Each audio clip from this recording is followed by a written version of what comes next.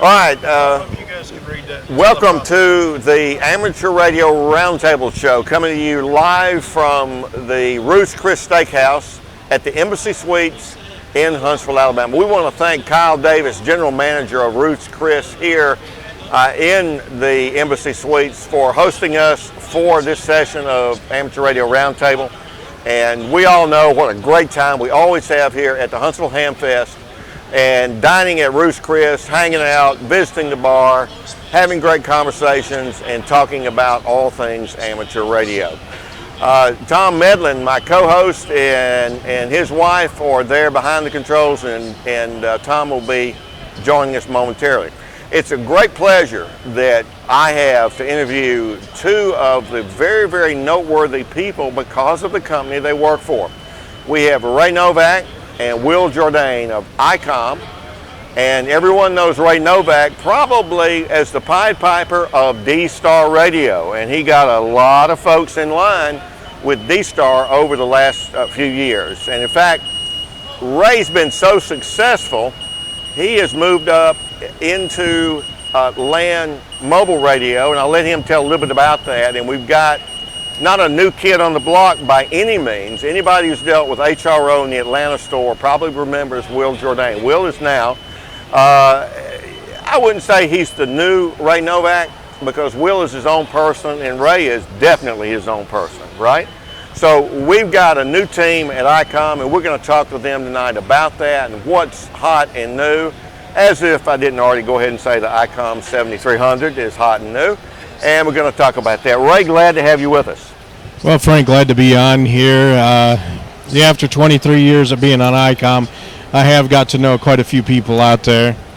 And Will's been with us going on his second year now, so he's no longer in his rookie year, but his sophomore season, he's kicking off pretty good. Well, let me just say, somebody who's from Mississippi, let's hope he's a Dak Prescott draftee, because he is performing at his max right now. So, Will, tell us a little bit about yourself and where are you from, kind of how you wound up in this position, what's your lineage in amateur radio and that kind of thing. People want to know more about who you are. Well, sure, I'd be happy to. As you said, I from Atlanta, Georgia.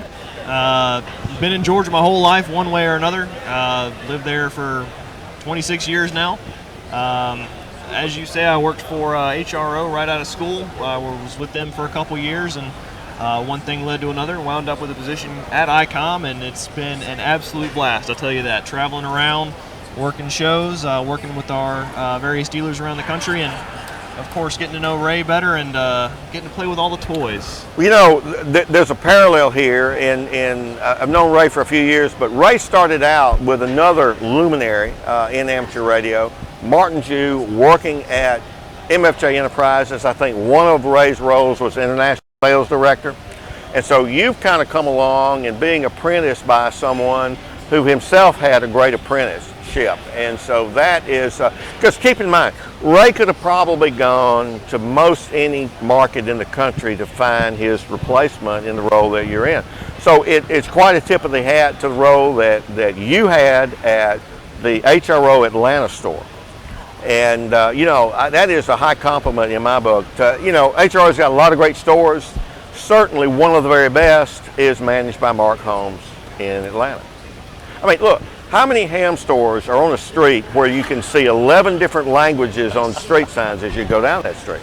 That is very true, and it was an absolute blast to work there at that store. I learned a lot, met a lot of great folks. And I maintain a lot of those relationships to this day, working for ICOM. I'm lucky that I was able to find a career that allowed me to continue in the ham radio industry. I'm fortunate. I'm thankful for that every day. And the relationships that I made working at HRO and the relationships that I continue to make working at ICOM are absolutely invaluable to me. How many frequent flyer miles you got yet? Oh, we're racking them up. Well, we're racking them up. That's something that, and I think Ray might give a smile on this one. You can do it when you're young. It gets a little tougher, and I can say when you get to be a sort of a person or man of a certain age, it's a little tougher to hit the airport as often as you have to do. to maintain the presence that ICOM has maintained. I mean, that's it's aggressive, and we do have some airport stories that we could share. I bet you could. But we will not. Now we are not a 100% family rated show, but we at least kind of keep it to 13 and above. So the stories that you might share, you might think of that. Well, he was talking about airport stories. And we got Tom Medlin here with us, and that beeping is from a warning on another network here, also in the lobby of Ruth Chris Steakhouse. Did you copy that code? I think it's saying everybody evacuated except us. Everybody evacuated except us. That's something guys, like that. Let me tell you what I did. And you notice all my sound people and men are all working hard, right? Yes, sir. They're sitting right here. So I hope all the mics are about the same level. The problem I have with mics, some people like this, and some people are like this, so it's really hard, Now, what I was going to say is I put the phone number at the top of the screen, so we're going to try to take phone calls throughout the whole show, and if anybody wants to talk to Ray Novak and, I forgot your first name? Will. Will Jordan. Will Jordan with ICOM, give us a call. We're going to try to answer it. We'll get the level set. We'll be the first call. But anyway, I didn't want to interrupt, but I wanted you guys to know we opened the phone lines. I was going to ask, could we get the teleprompter a little bit bigger here? Because I'm struggling from over in this angle. Like I was saying, it's a young person's game, Ray. Distance is far enough there, but... Well, look, tell us what we're doing this, because I know I've been asked, okay, Ray, what's your title now? I've got the title of Senior Sales Manager. Okay. My responsibilities are the division manager for amateur still. Right. But now I've got 2 people on the sales staff that are out going and doing shows. Diane Morrison, who's been around for quite a few years doing different jobs at ICOM. She's a national accounts sales administrator. She's our NASA. Okay. And then Will is working with her on what we consider the independent dealers. So your various single outlet type dealers. Right. So you're still kind of handling the HROs of the world, if you will. So no, actually, or is that considered a single dealer? That's Diane. Diane's focusing with HRO. Right. It was HRO, AES, and then on our Land Mobile side, Bearcom Communications. Okay. Now with the consolidation that's happened, it's just HRO and Bearcom. We do have a real strong Land Mobile presence, right? And that now has been added to my list of responsibilities to do the national sales manager position for the Land Mobile. So if the rank and file amateur wants to call ICOM about amateur radio, who do they call? Well, when they call into our office, if there's technical support questions, we've got 7 guys all across the United States dedicated for technical support. Great. And ICOM has a stellar reputation, in technical support. But on sales and things, what I'm trying to get at, when do they call you, when do they call Will, or when do they call someone else? Well, really, we don't do any sales direct. So the sales will go all through the retail, through our retail distribution. Okay. And if they've got questions, they'll call into our technical support, which our technical support is both technical sales as well as, hey, I heard this snap go off in my radio. What do I do now? Right. So we try to do some basic troubleshooting skills, but majority of the time now, with how small the components are, it's usually box the radio up and let's find a service center that's closest to you. Right. Well, look, now I'm going to guess that Will doesn't even know the song Freebird. Oh, I'm a big Skynyrd fan. Well, we have a request for ICOM to sing that, and that was actually directed to Ray. But I think it's still too early in the evening, and the gin and tonic has not flowed quite enough to let loose the bird. Okay. Now, everybody has heard about your new rig, the ICOM 7300, and it's smaller than the pictures look like. I've seen one today. Which is really neat because everybody wants bigger things and smaller packages, particularly if they're going to take it mobile and that kind of thing. Talk to our audience a little bit about, obviously it's selling because people are kind of having a hard time finding one at times.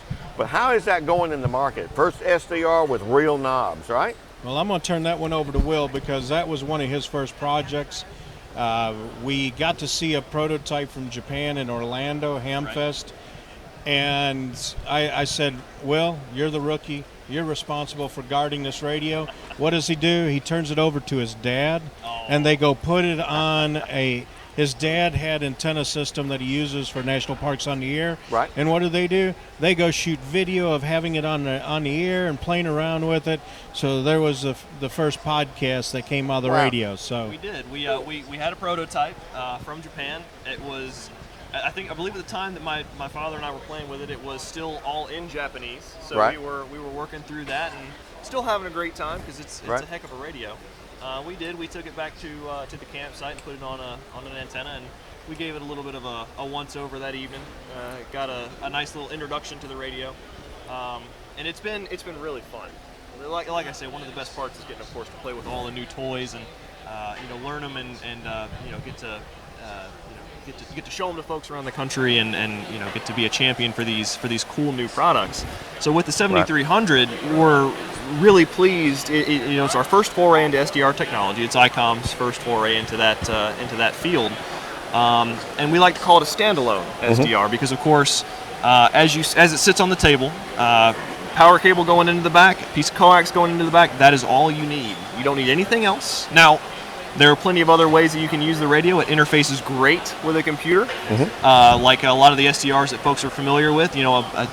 A lot of when people think SDR these days, they think black box with the USB port on one side and an antenna jack on the other side, and everything's done with the mouse and the keyboards. It's not the case with the 7300. We like to call it a standalone. It's got the beautiful display on the front. All the trappings of a traditional ham radio on the outside with every benefit of a traditional, new SDR on the inside. So, have you gotten one to Rob Sherwood yet for his measurement and testing? As a matter of fact, we have. Mr. Sherwood got his hands on not just the 7300, but also our flagship HF radio, our 7851, and he ran it through. He ran them both through his gamut of testing. And we came out with quite favorable results. Right now, I believe the 7851 is sitting around his number two spot. Number 2 spot the last time I saw it. The number 2 spot is very good, and then the 7300 is, I believe, sitting around number 9 or so, around that, still around the top 10. So, of course, we're absolutely thrilled that the 7851 came in as high as it did. We had an inkling that it might when we put it in his hands, but the 7300 was absolutely a thrill when he announced those metrics. Good. For radio. We've got some questions before they roll off here. There were some questions about the 7300 and let's see. Yeah, the 7610 is what I saw on there. Yeah, now I keep seeing everybody saying that it's hot. Whose mic is hot? He got it. Is it mine? Is it because she suggested it? What's happening is. Okay. Yeah, and I say. Okay. You're a lot closer to Mike. Will's down here kind of with it, so we needed. He's a CW guy. He doesn't know how to handle a mic. Right. So look, let me see if I can work the questions here. So the question was on the 7610. Honestly, we don't have a whole lot of information on that radio. It was just released at the Tokyo Ham Fair. We found out yesterday that it was going to be released, and we've only got 3 bullet points that I'm aware of that we can talk about at this point. So it's going to be a few months before we'll get to see one over here to really get a good idea of what it's going to do. So I can't answer that many questions. And we've got a related question: is either the 7300 and you may not know about the 7610. Does it have an IQ output port so that third-party software such as Simon Brown's SDR console or some of the others that are out be able to access that? The 7300 does not have a SDIQ on it. Don't know about the 7610 at this point. Okay, well that certainly answers that one. QST, Bob Allison got one, taking a look at it. Yep. Oh, yeah, they didn't let him out of the cage to come down here. He had to stay home, and he's probably looking at that rig. Bob and Rob look at testing in compatible but slightly different ways. And last year at the Huntsville Ham Fest had a really positive, constructive discussion about that. Let me get this in before it rolls off. It took me a while to find it. Is the 7300 are the? Oh, did you see that one? You got just ask it. Okay. Yeah, and just answered that. Perfect. Sorry. Perfect. I wasn't paying attention. All right. Well, you were trying to handle the mechanics with that. Well, as you know, it's when you feel good about a product, you really want it. there, and you really want, it kind of to play against the best and that sort of thing. Let's switch gears just a little bit. One of the things that ICOM has done for amateur radio is by getting out early with the Japanese standard that became D-Star and was implemented. It's pushed digital into the amateur radio marketplace. And so in a sense, Ray, as I characterize you, it's kind of the Pied Piper, the head sales rep for the company that did that. What's your vision on that now? We've got, over in United Kingdom, I just hear DMR from the ICQ podcast homeboys that I used to work with and be a U.S. correspondent. One of your competitors, Yaesu Fusion, kind of recently to the game. They've got a deep discount marketing strategy and that kind of thing. So right now we've got kind of... Don't forget the new Kenwood that was released. That's just started shipping. Thank you very much. And the new Kenwood, which is following a D-Star standard. So, the ham radio world likes diversity in behavior. They hate diversity in what they talk about. They say that we ought to get one standard, but then everybody wants to play in different realms. So I'm going to turn it over to you. What's your vision for the short run future and then the long run for digital voice, particularly in amateur radio? Well, let me give a little bit of history behind where D-Star came and what role it's played in two-way. 1990s, the JERL looked at the future of communications, and they were seeing what was going on in the United States on narrow banding, the direction the FCC wanted to take.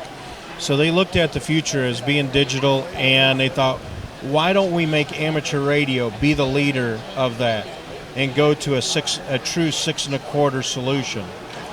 ICOM and Kenwood about that time did a stock option swap to work on digital communications for the commercial two-way. And what came out of that partnership between ICOM and Kenwood was the NXDN protocol. There again, a true 6 1/4. The FCC was taking a look at various manufacturers and their positioning on the digital communications for VHF and UHF, and while one manufacturer said 6 1/4 was impossible, ICOM and Kenwood was telling them we've been doing it for 4 years in amateur radio. So it felt real good that amateur radio was in the forefront of the technology instead of modifying or kind of quasi building our own stuff out of somebody else's junk. We were there first. Right. I mean, everybody talks about cellular telephones. We were there first. Right. Email. Martin Jew did real good with TNCs and mailbox BBSs. We were there first. So that to me, I've got a lot of passion for this hobby.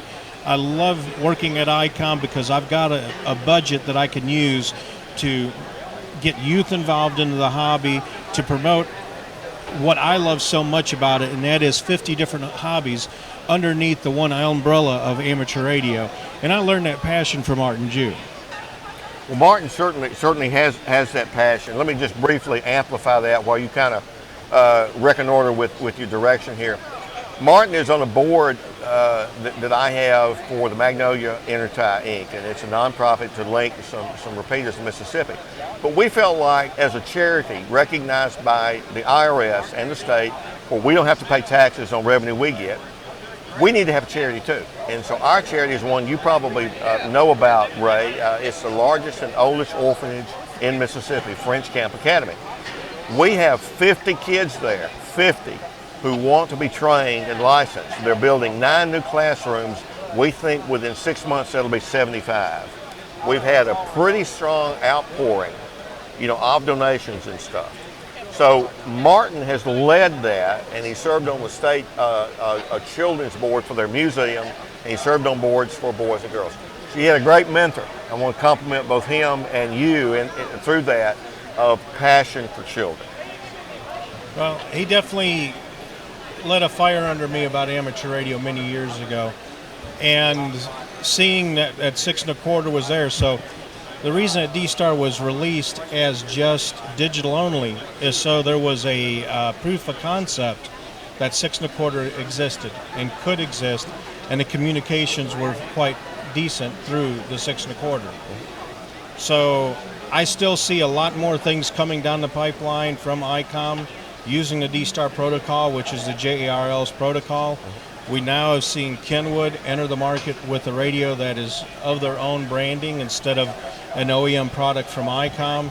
So you got two key players in amateur radio working with a protocol that was really designed around amateur radio that allows me to call you, Frank, just by using your call sign.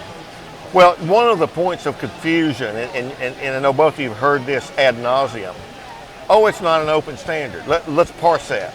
The standard, as a set of ideas, is fully open, is it not? Yes, it is. However, the implementation in a chip, most manufacturers would say, I've taken this great idea, call it Bach or Beethoven, I played it my way, and I kind of own my way.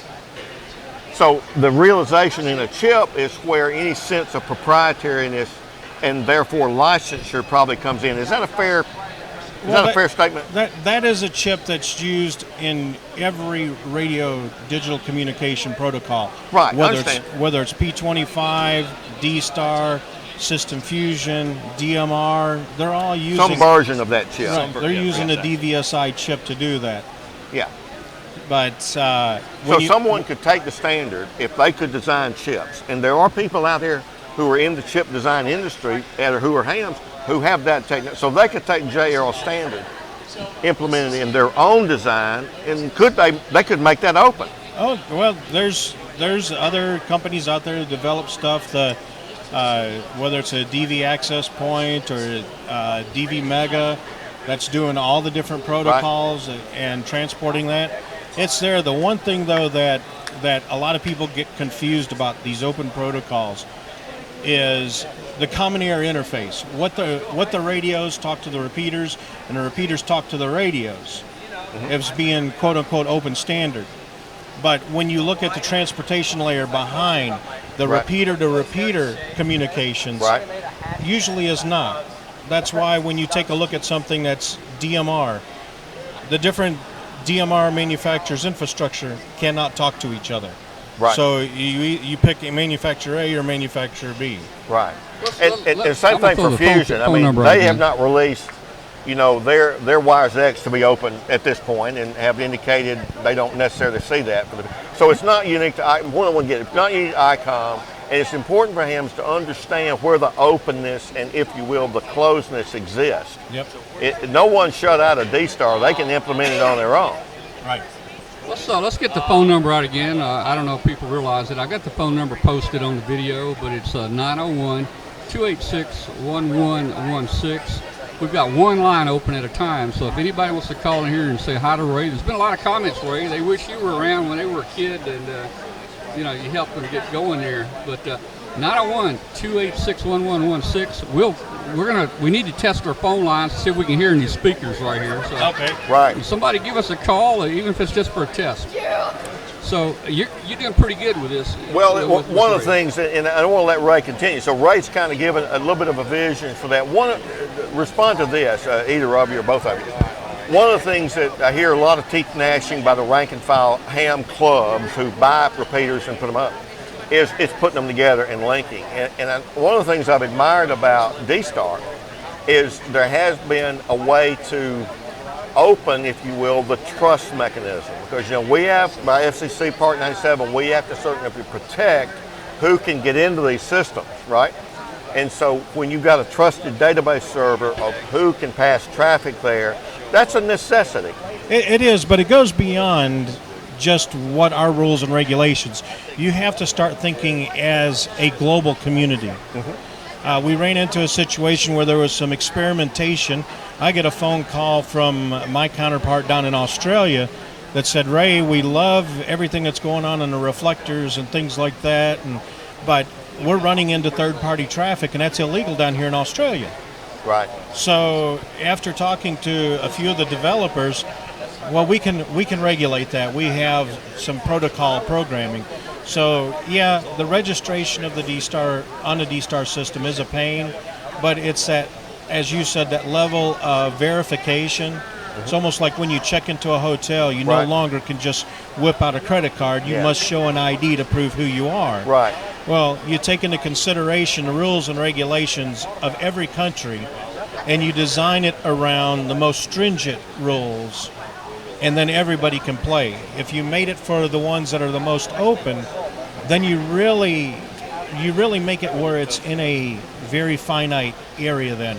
Right. And it takes away that fun of a global network. Well, that's been one of the things that many of these link networks, whether it was even analog and echo link, the ability, I will never forget, right after I became a ham licensed through Georgia Tech's program, had an HT bought from HRO in Atlanta, and was walking down, was under an umbrella, and this kid from Australia linked in by echo link.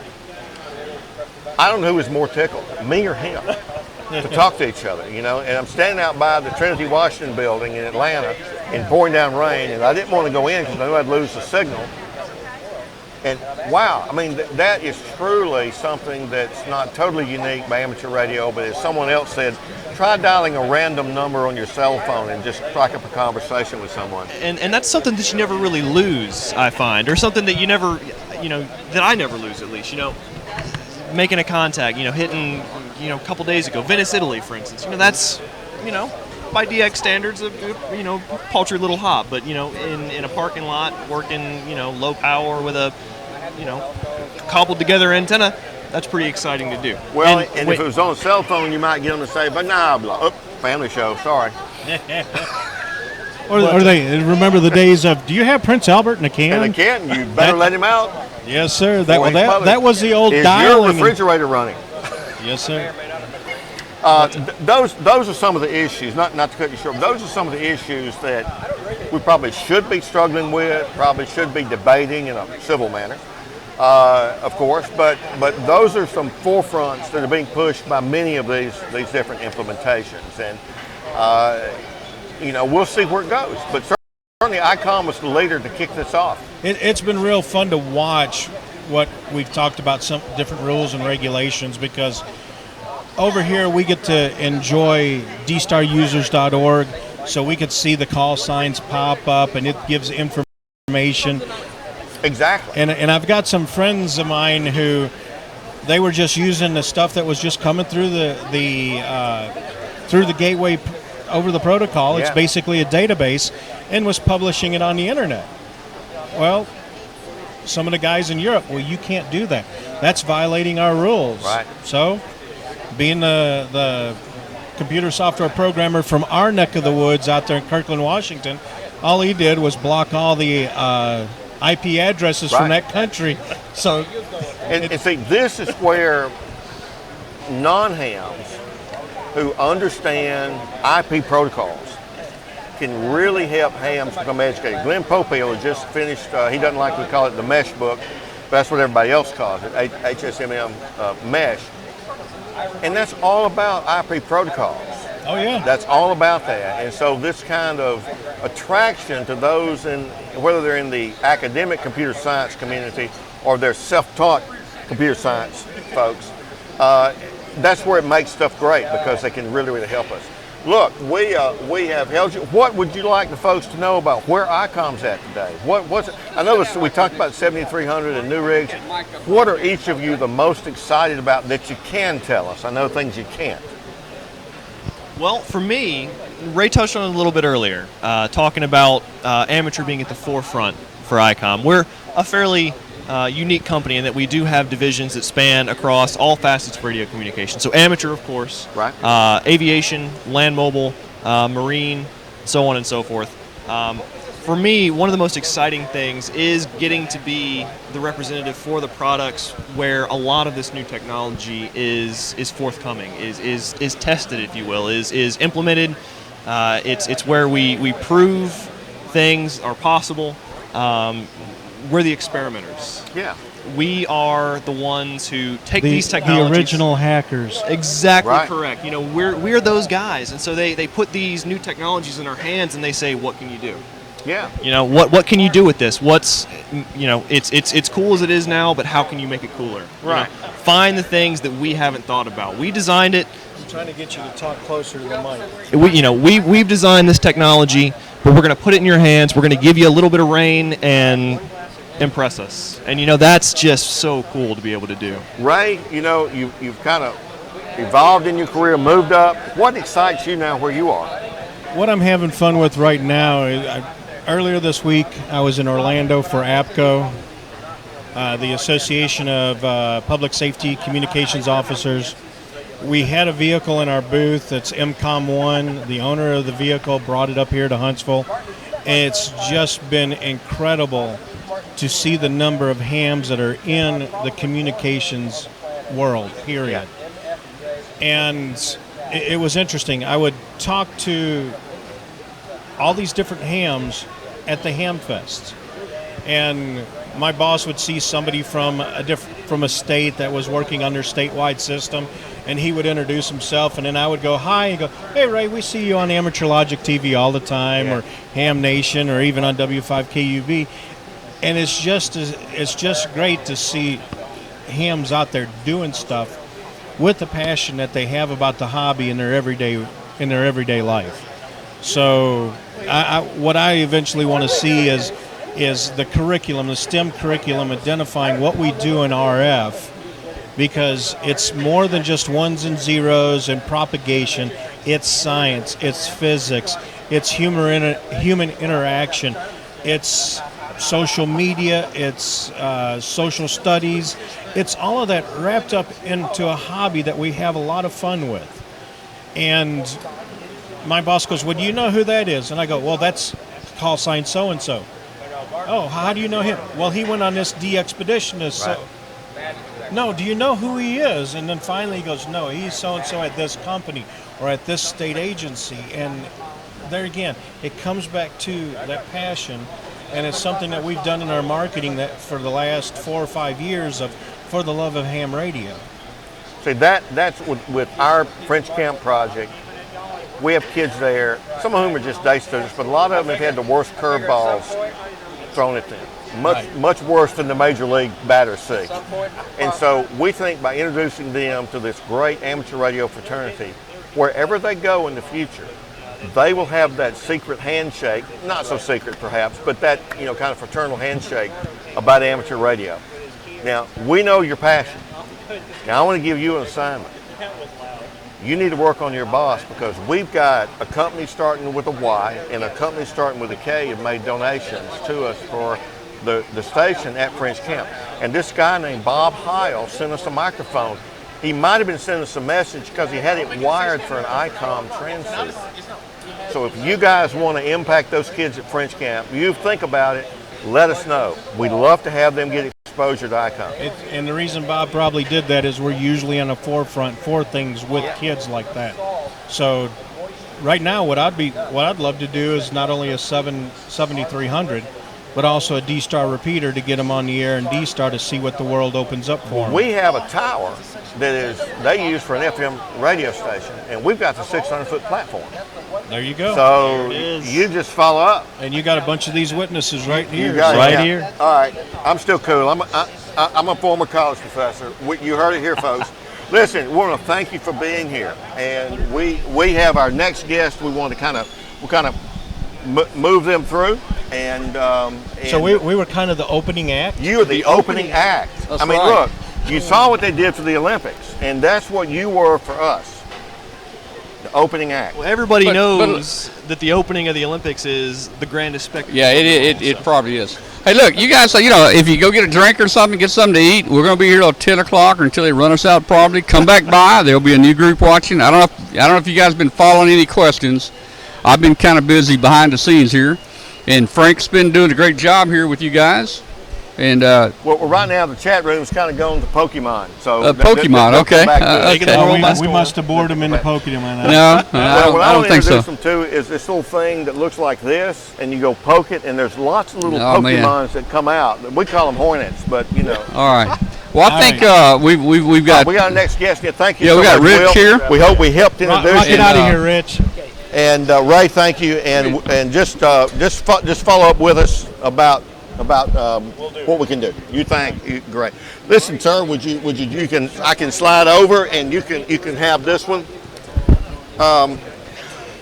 Folks, Frank Howell, K4 FMH. We are here live with Amateur Radio Roundtable at the Ruth Chris Steakhouse at the Embassy Suites in Huntsville, Alabama. We want to thank Kyle Davis, General Manager, for hosting us here in the lobby.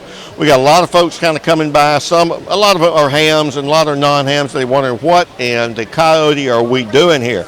But we are talking about, they know we're having fun, and it's too early for us to have had that much to drink. So we must be talking about an exciting topic.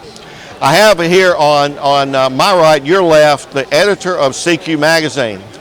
And I've been really dying to release something that we've come up with about CQ Magazine. Can you handle it? I can try. All right, Kathy, you got this? We've got our new advertising slogan on Amateur Radio Roundtable for CQ Magazine. Kathy, how hot has it been in Memphis? It has been very hot. And you know, what do we do, especially in the South, to deal with the heat? We like ice cream. And we all know the slogan about ice cream, you scream. Here's how we're going to talk about CQ Magazine. I CQ, you CQ, we all CQ for CQ Magazine. And that's our new slogan here. And we're glad to have editor of CQ Magazine, Rich Moseson, here with us. Rich, has it been a good conference for you? Oh yeah, this is always a great show, and get to talk with a lot of people. Go ahead and sit down right there. This ear I can hear, I know. Okay, go sit right down, Martin. Well, It's mostly an opportunity to talk with people, readers, potential readers, right. people in the industry, such as Mr. Jew, who just appeared here, and. Well, one thing that a lot of people forget about, and I'll have to plead guilty myself, people think CQ Magazine, well, you know, they publish a magazine, but you publish a lot more than a magazine, and you have more activities. What else do you do? Well, in addition to the magazine, of course, we have a lot of books and videos and things like that we have produced over the years. Like, do you have Bill Orr's HF Beam antenna book? Yes, we did. Oh, mine's in the mail. You had it on sale. Had it on sale. It's in the mail. And we've got Lou McCoy antenna books and Walt Maxwell's Reflections. You have some books that you may not get anywhere else unless it's on the used market. Is that, yeah. And of course, there's our on-air activities, which are very big. The CQ Worldwide DX contest comes up in October and November. Is not only the biggest, most popular contest in ham radio, it is the single largest participation sport in the world. See, people don't think about sports. We've got to think about amateur radio clothing and make it sporting. You know, we've got to get some of those swoosh logos and some things like that in. That's something we can work on. I think our visitor here, who's going to be in here with us soon, Martin Jew, might have to open up a line of clothing for amateur radio sport. What do you think, Martin? Oh, I would love to open up a line of clothing, and it would be a pair of blue jeans that I grew up with, where I fold, you know how we used to do it. Well, you're too young to know about that, but you know, the pants leg, you fold them all up because you had to ride a bicycle everywhere, and the chain would get caught in your pants leg, so you had to roll them up. So yeah. Think about getting your pants leg caught in your foot gear. See, now that wouldn't be good. That's what he's really talking about. So you've got a line of everybody kind of knows about the contest. Reinforced knees in the jeans for all the crawling around on the floor. You have to do underneath everything to check your wiring and change things around. We've got the marketing slogan, MFJ, Mighty Fine Jerseys. Hey, that's great, man. That's the clothing line, right? That's the clothing line. Mighty Fine Jerseys are, as we like to call MFJ, Mississippi's finest jewel. Oh, I'm glad you used the right word. There you go. So, you know, really a lot of people who don't do contests may not be as aware that the CQ portfolio of contests and what the league does, they are just right there at the kind of same competitive level. And one contest for one might be a little more competitive than a contest for the other. But people who don't do contests may forget about CQ sponsoring them. And you have, some rules that, let me just make an observation, having been an ARL assistant director for a division. I haven't heard nearly as many complaints about your contest as I heard about the leagues. I mean, just me and you talking here, right? So they're well run is my point. Yes, they are, and we have great people running them. In addition to the CQ Worldwide, which is known as the contest, we have the WPX contest in the spring. We have our 160-meter contest. We have a VHF contest, which is growing in popularity and hasn't had the need for a reboot like the UHF contest that someone else is running. And we have our year-long DX Marathon, which is really a cool thing because the idea behind that was during major contest weekends, the bands are packed. Right. And that's kind of then, and DXpeditions seemed to be 5-6 years ago when we started this, about the only time there was much DX happening. And there was a lot of it. So we decided to try to come up with a program that would get people active throughout the year in DXing. And that's where the DX Marathon came from. It's a full year, very simple contest. How many contacts did you make? How many countries did you work? How many zones did you work? And there's no points. It's 1 point per country, 1 point per zone. And that strikes. Okay. That strikes me as something that, if you will, the rookie or the newbie to contest could jump into. Don't feel the pressure of that first contest weekend, but they can work on it as they go. And they may or may not score terribly high, but then again they might, and they can kind of bite. They can bite and eat as they want to. Is that? Definitely. Yeah. Absolutely. And I would also suggest for new contesters to start out with some of the smaller contests that are out there, but especially the state QSO parties. They are great. And they can also help you along toward one of our awards, which is the USACA, the Counties Award. Right. For working over 500 counties, all the way up to 3,077 of them. Right. The whole ball of wax. State QSO parties are great because they activate counties that are rarely on the air. And so that's a great way to get started and to build up a collection of cards that can work to your benefit and other awards as well. Okay. Of course, there's our Worked All Zones Award, and the CQDX Field Award, and the CQDX Award. Right. Let me shift gears just slightly. One of the things that I'm always amazed at is the number of columnists that you have and the kinds of expertise that they bring to bear. I know earlier, before the show started this evening, we were talking about your propagation editor.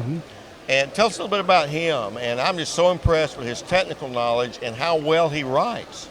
Well, Thomas Hood, NW7US, is a real gem.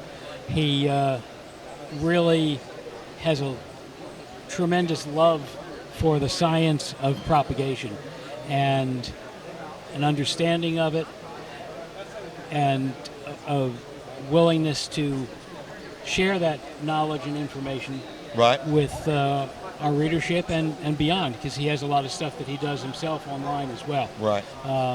Is sunspotwatch.com. It's just a wonderful website. Wonderful, for the beginner and the advanced alike. I mean, he does it well. And he's just an example. And the interesting thing about Thomas, he's not a professional propagation scientist. He's an amateur at it, and he's really typifies what the amateur radio hobby is about. You don't have to be a professional at something to become very knowledgeable and very expert in it. And that is one of the great things about ham radio. You can become a real expert on a topic that you don't necessarily have to be working in that field. And 100 years ago, the amateur scientist was a very active and vibrant part of the American innovation context. and you had public lectures where people would go to the library or somewhere and they'd give a talk about a scientific topic, and they actually drew a crowd. I'm not sure they could today unless it was other scientists. So in a way, it harkens back to a century ago. Now, this is not unprecedented because, for example, some of the best comet chasers in astronomy are amateurs. That's right. And they have the love of astronomy, and to some degree with radio astronomy that begins to overlap a little bit into amateur radio. And now with the satellites and the cube satellites and that sort of thing. Hey, listen, I see a very attractive looking guy who's wearing deck shoes just off camera. Now, you wouldn't hire somebody like that to be one of your editors, would you? Never, not with the deck shoes. Well, what would Gordon West do at CQ magazine? Well, Talking about your if friend. I was going to let him write anything, he would probably do a lot of reviews, and I would probably ask him to write a column, maybe call it Gordo's Short Circuits or something like that. That sounds like it could be a good column. To look at the new stuff that's out there in the marketplace. Do you think you could ever get him away from listening for that beacon from Hawaii long enough to write the column? No, I don't think so. Well, that would be one of the tough things. But here's what I got to say about I Gordo. have his November column already. So But I've got to say this about Gordo. His sense of style, wearing a tux with deck shoes, that's me. That's me. Because Gordon, come on in and have a seat, Gordon. Have a seat with us. Gordo, have a seat there. Gordo, hey, welcome to the set. And say hi to Martin. And hey, let me ask you. Get that mic right there.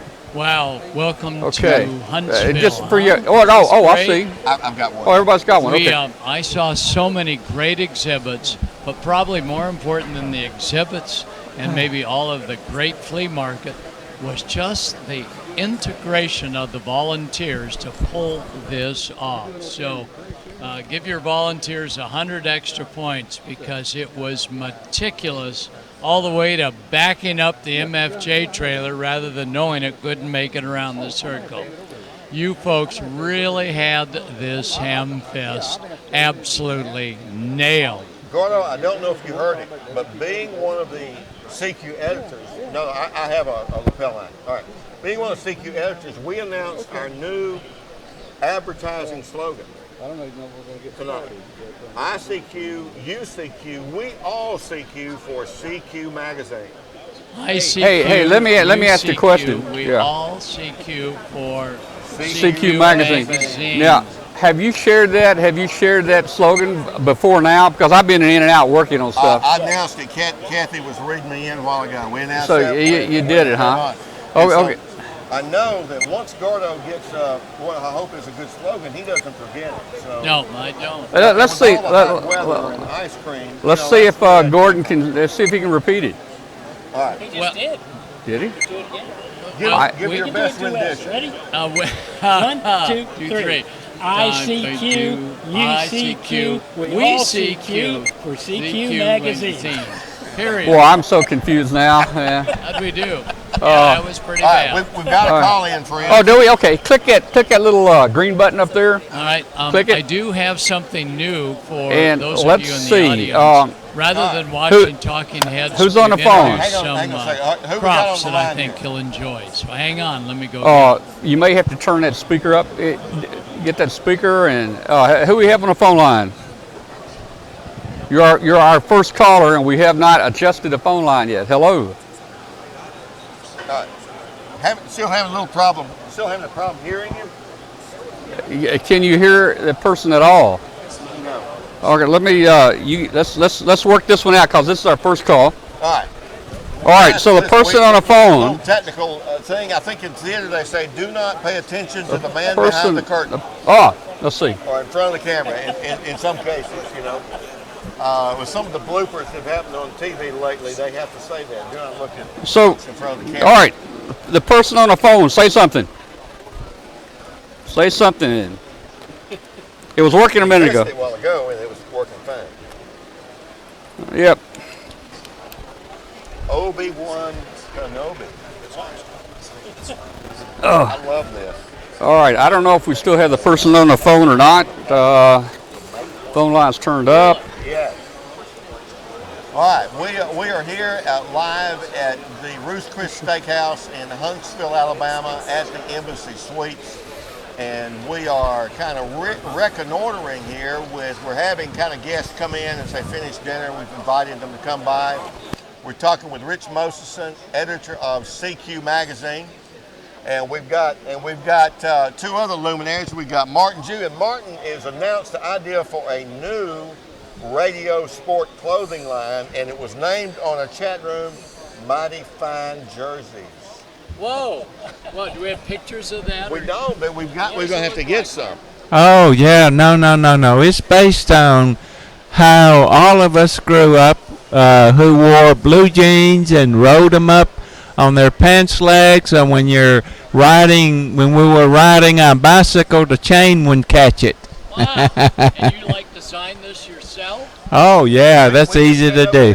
Rich was talking about how radio sport in contesting. I said, radio sport, we need to get jerseys and clothing wear to fit, you know. Yeah. And what Martin's talking about, you don't want to get your blue jeans tangled up in your foot keel.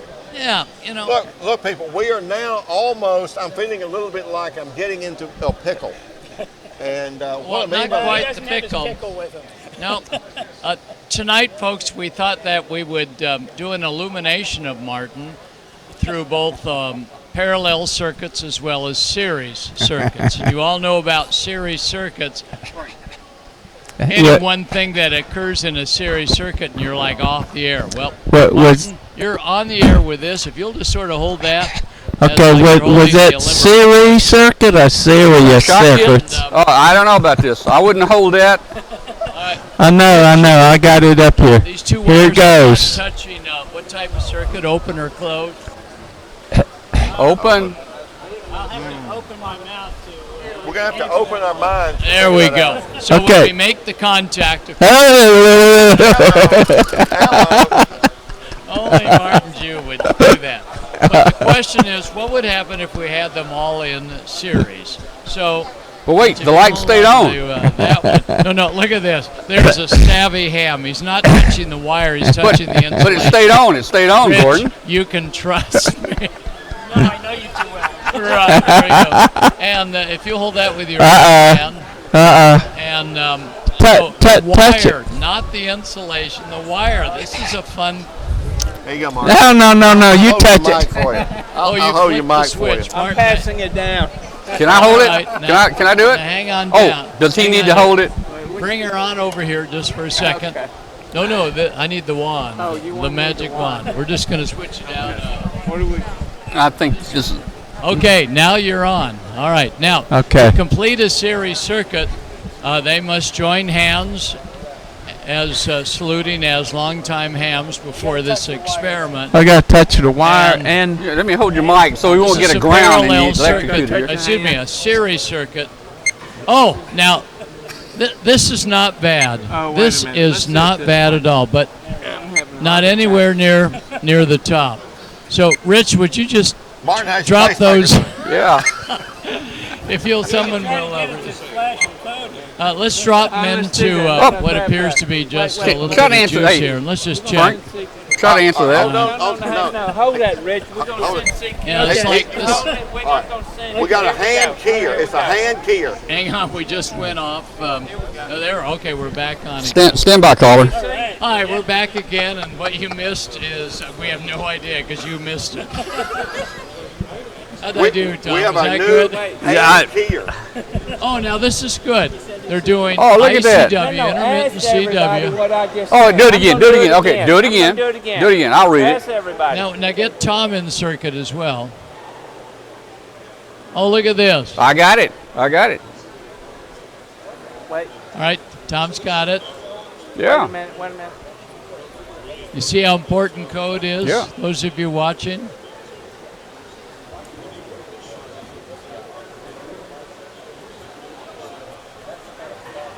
I got the whole thing. Wow. Yeah. Wow. All right. It was Good your for Martin. CQ. This is K5FLU. Man, that's it. There you All go. right. All right. Tom, your host, Yeah. got it on the Now first look, time. here's All right. what I have to add. These are the hams you were looking for. All right, hey, guys, let me interrupt me. We got a guy on the phone. Let's see if we can hear this person. The person on the phone, say something to us. Hello, Tom. This okay. is Lenny in Pennsylvania. Can you hear me? All right, hang on. You're way too loud now. Yeah, we can hear you. Go ahead. I think the first caller didn't have any audio. Okay, we're working. All right. Okay, try to get. This is Lenny in Pennsylvania. My name is Len. I'm in Erie, Pennsylvania. I'm watching through the. Pennsylvania. We're going to have to go a little lower. And can you put a little treble in it, one or the other? Yeah. Hold on in We're Pennsylvania. adjusting our audio Hold on in caller from Pennsylvania. Pennsylvania.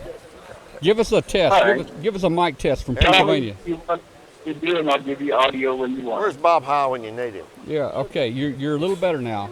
All right, we what's your think call? we can understand you. Talk about pressure, folks. What's your call? 1 million viewers All right, watching. what's your call sign?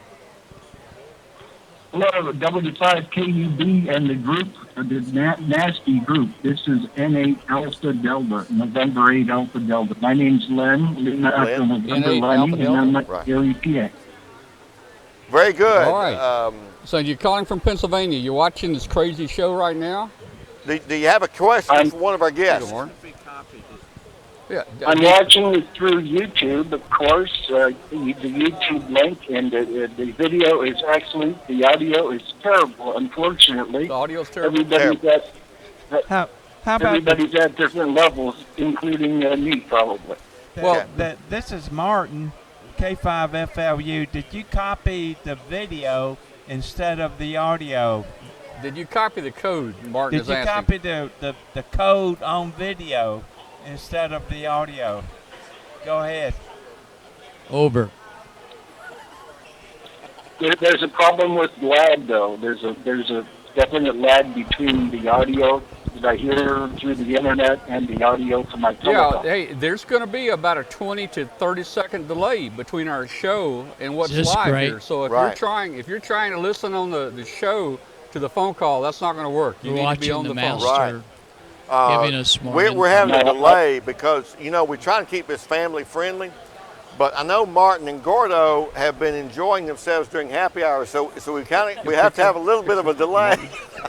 Yes, there will be about a 20-second delay just in case if I fall Yeah. on my face. But Martin will keep right on going. Martin, you're the man. Hey, if we sent some Morse code through video, would you be able to copy that Up in Pennsylvania there. up in Pennsylvania? And I'll wait 20 seconds. You're absolutely correct. I was fishing for our CW key, and it's around here somewhere. Guys, Martin, I think. Oh, I'm sorry. go ahead, I'm Tom. so sorry. What the caller's saying is our audio levels, guys, tonight, we're having so much fun. They're all over the place. Some of us are talking right into the mic. Some are holding it down here, and we're going crazy trying to adjust it. So I don't know how we're going to do it Mine any any better. better? Roger that. I don't know. Okay. Take All right. two. I was probably It's overdriving tough. earlier. It's tough. Those on the mixer board were horribly sorry. Okay, I don't know if our caller is still with us. So I'm does he? still here. Yes, All sir. right, were you able to follow the light and the Morse code that Martin was sending? No, I have the audio turned down on the internet on YouTube. I don't listen to that audio. I'm just listening to the telephone. The phone number 901-286-1116. Right, That's all. and see, there's going to be a very substantial lag of about 20 seconds that way, and so that's going to be very difficult for you. Well, it's not too difficult. I understand. As long as I don't pay attention to the video, I'm fine. And, All right, very good. Good. Martin's audio is extremely loud. Martin, yours Tom's is audio loud. is the second loudest. Okay. The MC in the middle is third loudest. And the other two, Gordo is just perfect, like always. And the CQ Turn Martin down. owner is a little bit on the weak side. Other than that, Yes. it's worked really well. Okay. All right. We Okay. just turned Martin down. I'll try not to talk quite as loud. So Yeah, that should fix two of Yeah, them. that should fix two of them. Okay. So we'll try to keep it better. Oh yeah, that's. You've helped This us is a fine. great deal. This is fantastic. I'll let you go. I'll hang up unless you want me to do another test. But keep up the very good work. Congratulations. You're a good man. Well, Listen, you know, hey, thank you where, so where much. can you talk to people like these guys who are sitting here? Look at here, man. This is cool tonight, man. That we are This is honored fun. to have you on this connection. Gordo, Yeah. WB6 in a way. Rich? Agreed, and where else can you get technical help on your audio levels? You Right. bet. That's You right. bet. You bet. And it's like a lot of the news shows when they show the control room. Hey, this is our control room. So, we hide nothing. Don't have Kathy on camera, so. Well, Kathy's got 3 other jobs she's trying to do right Right. now. Right. So, thank you for calling in. All right, good night. Thank Keep you. up the good work. 7-3. Appreciate Good it. night. Thank you. I'm glad we got this first call You kind bet. of leveled out. I think we got it adjusted. I love this. So Gordo. the number to This call is is cool. 901 This is cool. 286 1116. If there's another caller, give us a call. 901 All right. 286 1116. All right, let's pick up with Rich. On our Tuesday night show that will be coming up, right? Rich, you'll be on, and we'll do our next issue preview. So we won't let that cat out of the bag. Although you do have a cat when you do the show. That's right. So He'll be there, I'm sure. right. One of the things, Gordo is one of your columnists. We were talking about columnists, and we were ribbing you while you were off camera and otherwise preoccupied. I was asking whether or not you could come away from listening for that beacon from Hawaii long enough to write a column. And he said, well, I've at least got the next one. And so we're talking about the variety of columnists that is at CQ Magazine. And Yep. I think to some degree it's maybe not recognized as much as it could be. We tend to follow and find what we like as specialty, But I would encourage readers to read it all, because you're going to learn Something I want stuff. to add about our columnists and about the magazine in general is that we focus on the average ham, and most of us are the average ham. Right. But, sometimes with a particular area of expertise in some specific area, but we try to identify with the typical ham things that typical hams would be interested in, or things we find out about that we think typical hams will be interested in, and projects that are buildable by the average ham and usable by the average ham. And that is our focus throughout. And you were talking to Gordo about the beacon from Hawaii. I mean, that's something that is so cool. The fact that you can talk on VHF and UHF across 2,000 miles of the Pacific Ocean when the weather conditions are just right. And that's one of the things that we do is tell people about that and how that works. We got another call. And Rich, Yeah. let me see your mic. I'm sorry. Okay, who's calling in, please? Rich, your mic is on standby. Oh. Now it's on. All right. All right. And hey, you know what we're going to do? We're going to give away a prize in a minute Okay. to some viewer. We're going to give away a Caller, we're gonna give a CQ magazine. caller, your audio is very clipped. Not sure we're really getting you. Could you speak up a bit? All right, caller, try it again. Hello? Yes. There we go. There we go. Yes. Tell us your name and call sign. I think he's listening. On Good evening. My name is Bill Coolin. My call is WZ1L. I am calling from Amesbury, Massachusetts. Very good. How are you tonight? Good evening, Bill. Regular on Tuesday night. Well, I hope that I'm going on the air, but I don't hear myself. But anyways, I wanted to say good evening to Gordo and ask him if he is going to be coming to Boxborough in Massachusetts in September. Well, thank you for that question. This is Gordo, WB6 NOA. Boxborough is a fantastic ham event. Rich, you've been to Boxborough. Many times. And the folks are so friendly and such a great venue in the middle of nowhere, right? Yeah, it is. It's surrounded I think by they call that centrally isolated. isolated, yes, but it's the best. No, unfortunately, this year I'm doing an alternate radio work party, so will not be at Boxborough. Maybe year after next, but I should be at Boxborough coming up via Skype. So we're putting that together. I'll be Maritime Mobile, and we'll see how it works. Over. Caller, were you able to hear that? That's Bill. Yeah, I can hear you. Yeah, he can hear fine. Were you able to hear Gordo's answer? I'm listening to it on the line, but I didn't hear it on the phone. Okay. So you're hearing me, but I think the unfortunate answer is he has another engagement. Okay. That sounds good, and I apologize for interrupting your show there, but hey, everybody looked good there. I want to say hi to Frank and Martin, and I believe it's Rick. Yep. And I hope everybody's doing well down there. Wish I could be there with y'all. Don't forget Tom. Don't forget There's Tom. some It's guy his named show. Tom that started all this. So. That's my friend up in Maine. He knows me.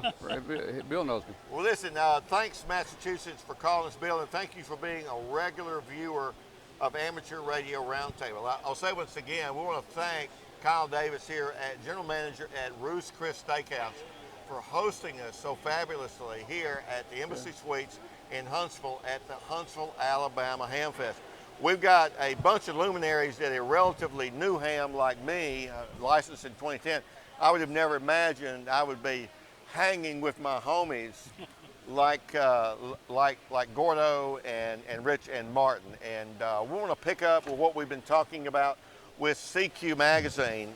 One of the things that is really important for readers, and particularly prospective readers of CQ Magazine, to realize is that while the editorial focus is toward the average ham, the writers and columnists maybe are a lot better than the average ham as a writer. One of the things about people like Gordo is a lifelong professional communicator. Regardless of what he's doing, Gordo is always communicating, whether it's through the spoken word or the written word. Martin Jew has spent a lifetime, he was a former college professor, he spent a lifetime teaching, for example. So what you've done at CQ Magazine is getting people like Gordon West, who's a professional educator and communicator, like Thomas Hood, like others, who write so very well. That occurs because there's a good editor. Being an editor myself. I'll be happy to take credit for all of them. As thank you very much for your information there. I intend to look at the next CQ that comes out, and I thank you, gentlemen, for taking my call. Bill, and we wish you a pleasant evening. Good night. Bill, thank you for calling in. We'll see you Tuesday night on the show. Thank you much, Bill. We'll see you. We're going to have to. All right, Tom. We'll good night to you, sir. Good night. Bye. You know, I'm thinking, we need to look at our budget for our Amateur Radio Roundtable. We might need to fly Gordon in to the studio one night and have him on the show. We need to do that. Yeah. Now, we need to do that. If we can't fly him in, maybe at worst case we can do is bring him in on Skype, right? Right. Yeah, okay. Now, hey, Gordo, do you like ribs? Are you a rib guy? Yeah, I'm a rib guy. Well, you know where this guy lives. Oh, I know. I've heard about your ribs. Perhaps I have heard about your ribs. Perhaps you can rendezvous with us in Memphis. Wow. At the rendezvous. Hey, guys, let's do this real quick. In a minute, I want to get into with Martin. I want to talk with Martin about last century stuff. I'm talking about some old stuff. But let's do this. While we have Rich on here, real quick, let's give away a prize. Let's give away a free 3-year digital subscription to CQ Magazine. How about that? Sounds like a good there idea. There you go. Let's do it right now. We're going to see who wins it on here. Okay. Hey, just click on the chat room here, Frank, and make that go away. Just anywhere in the chat room. All right, go ahead, Kathy, and run Hambot. We are about to run Hambot here on Amateur Radio Roundtable for a free 3-year digital subscription. Now, here we go. We're going to CQ Magazine. So remember, if you want to CQ Magazine, then you've got an opportunity to do so. So, Gordon, you don't have to run off, Gordon. Come back after a while if you want to. Or, I will. I was okay. going to put some of the props away. So okay. All right. You bet. So we're asking for let's see. This is the prize. It's for a 3-year digital subscription CQ Magazine. Let's see. Right now, it looks like we're looking for NC8X. Let's see if he claims his prize there. NC8X. Are you on the chat room? Now, everybody remember, what we say is not the correct time on video. The Hambot is the correct time on the chat room. When he says time's up, time's up. You don't argue with Hambot. What they're seeing is a big transformer-like creature coming on the video screen. It's a robot. It's a robot. Yes.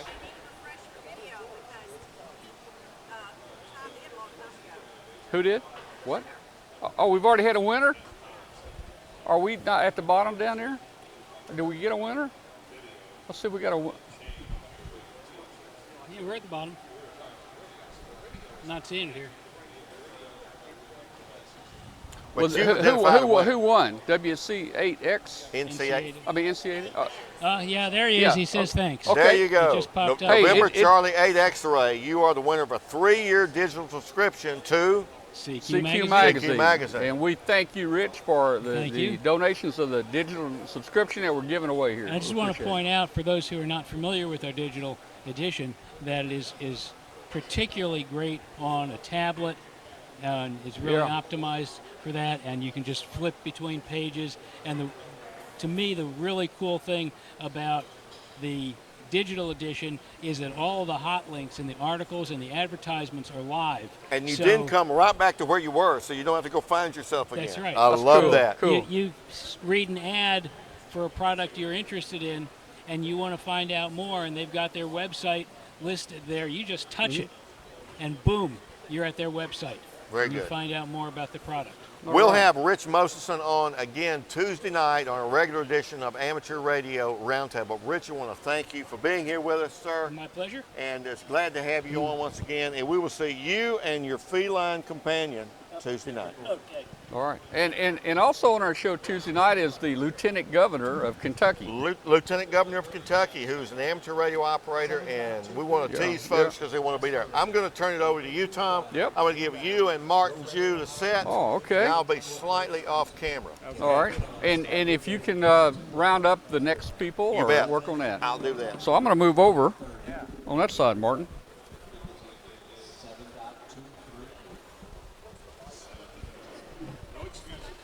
Okay, well,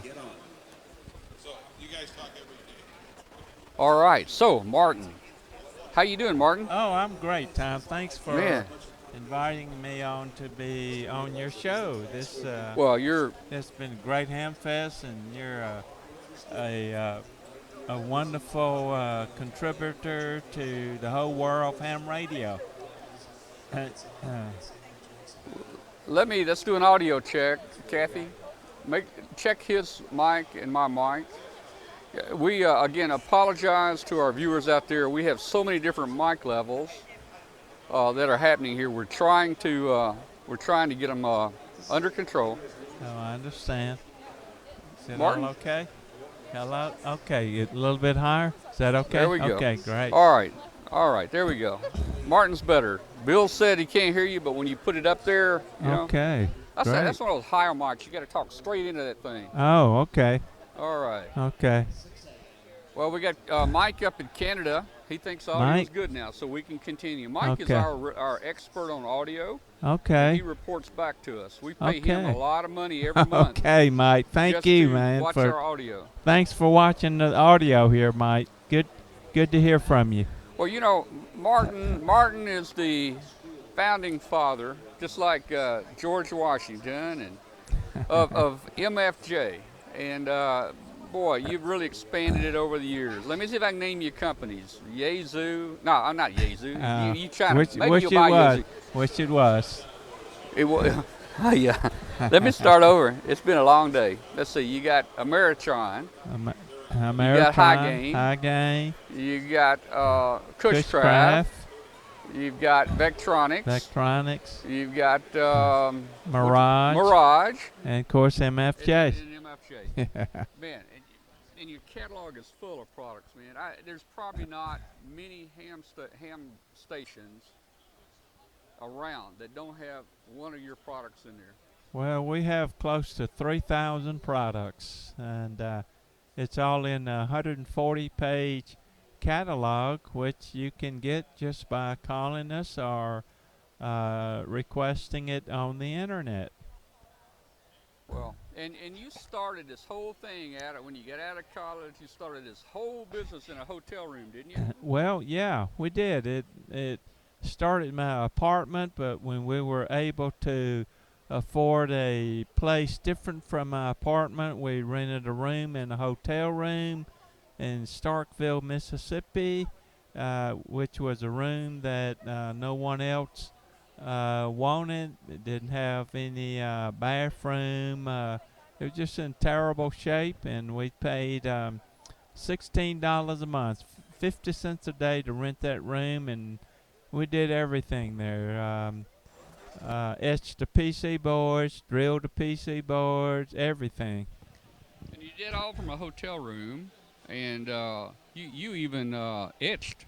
You etched some circuit boards, didn't you, in that hotel room? Well, we did. We had a it was I forgot the commercial name of it, but basically a Pyrex baking bow, clear baking bow that we filled up with that acid that smelled bad. What was that stuff? Yeah, you that was the name of that? ferric chloride. Yeah, ferric chloride. Yeah, and we heated it up in a electric. What do you call those things? The thingamajig. Yeah. The thingamajig. You plug it in the wall and had this electric current, electrolysis or something, or no. It was a little cooking stove. A little hot plate like. Yeah. It was a hot plate. Yeah. Heated up the ferric chloride in a Pyrex baking dish on a hot plate. So now I'm sure that stuff smells bad. I'm sure it went down the hallway. Did the hotel or motel manager ever get mad about that? Well, yeah. After a few months, they didn't like all the noise and the smell. It just kind of stunk up the whole floor, and they just kind of ran us off. So we left and found a different place to smell up. Well, but now you have your own place to smell up, and man, you got some good machinery. You do wave soldering and all kinds of stuff now. You got some equipment that does all that. Well, in the beginning we were punching aluminum cabinets with a tool and die set that you pushed in by hand and used a hammer to punch holes, and we went from that to CNC computer-controlled punch presses, and we used to use students to solder up PC boards and build up kits, and we went to automated PC board assembly and wave soldering machines. So things are a lot different than they used to be when we first started in that 50 cents a day hotel room. Well, you've got a lot of employees that have been with you a long time. They must like working there. Well, we have. We've got like 30% of the people that were with us 30 years ago are still with us. So, Martin, let me say this. You grew up down in Mississippi in a little grocery. Well, was it what kind of store was that? Well, no, it was a little general store. It was a little general grocery store, and we sold everything. We sold meat, we sold canned goods, we sold horse collars, we sold animal traps, we sold chicken feed, we sold everything that any farmer would buy in the Mississippi Delta. So you were involved in all that. You were an expert in all areas of that. You cut meat and everything, man. Oh, I cut meat. I wouldn't say I was an expert in cutting meat. Sometimes people didn't get exactly the right cut they asked for, but they got some kind of meat. Now, this kind of leads me to a story, and I've got to kind of talk. I don't know how to get there, all right? But we know that Martin Jew, you're of Chinese ancestry. Yeah. Now, your grandparents came and helped put the railroad in, right? Well, my great-grandfather helped build the Transcontinental Railroad back in the 1860s. And there were Chinese that settled in Mississippi in 1870s, and most of them, well, nearly all of them, had little grocery stores. And I can remember when we were 5-6 years old, standing on milk crates so we would get high enough on the counter to make change. And we may change, if somebody gave us $1 and they bought something for 27 cents, the way we may change was we just count it from 27 cents back up to $1. Yeah. And they would have their money. They would have their right change. But you had to be a good counter. Oh, yeah. Because I know people that did that and they would not get it right. Oh, yeah. No, you had to count. You had to know how to count. So I'm going to get back to your store. So we know now that your ancestors were Chinese. They worked on the railroad. But now back to the story of your general store, and you were cutting meat. And you said you might not cut it exactly right, but they got it, right? Oh, yeah. They got some kind of meat. So I've made a number of trips like to Hong Kong and places like that, and I've eaten chicken there. And Martin, now you tell me, I'm no expert on this, but it looks like to me that like the chicken that I had, it looks like to me it wasn't cut like it's cut up in the United States. And you're talking about you might have cut your meat differently. The chicken I ate, it was no rhyme or reason to it. It looked like the guy chased the chicken down the road with an axe, and just however he was able to chop it up, that's how the chicken came out, man. Well, down in the South, we do things a little bit different from everybody else in the world. Yeah. So, hey, okay, so down in Mississippi, Highway 61, we've Blues Highway. Yeah, we've talked about this before. 61 comes up through Memphis, it crosses the Mississippi River, and it goes up through Arkansas, and that's where I was born on Highway 61, my little town there in Wilson, Arkansas. So that's something we got in common. We both grew up. Now, where was Wilson, Arkansas in relationship to Blytheville? Well, if you come south of Blytheville, you hit Osceola. Okay. About 15 or 20 miles south, and then you come another 13 miles south, and you've got Wilson. Okay. Well, let me talk a little bit about the Delta. You grew up in the Arkansas Delta. I did. Well, Arkansas is north of Mississippi, and the Mississippi Delta starts at the beginning of Mississippi, which is Memphis, Tennessee, and it goes south about 200 miles along the Mississippi River and goes east about 60 miles to Greenwood. That's the Mississippi Delta. Now, all along the Mississippi Delta is flat because the river at some point overflowed and just flattened the land. So Tom grew up in the same kind of area that I did. Martin, the Mississippi River there at the Memphis crossing, over in Arkansas, that river is normally about maybe 1.5 miles wide, or a mile wide. But in the springtime, that river gets 7 miles wide there, over into Arkansas. That's pretty incredible. The Mississippi River is the second largest river in the world after the Amazon. I think I knew that. Yeah. And we had those levees. On the Arkansas side, you got big levees that hold that Mississippi River back in the spring. Now, on the Memphis side, Memphis is much higher. They don't need those levees. Now, what about down in Mississippi on the Mississippi side? Was your land higher? Well, Mississippi didn't have a levee, and in 1927, the Mississippi River overflowed, and the whole state in that area where the river flowed totally flooded. The whole area was just underwater.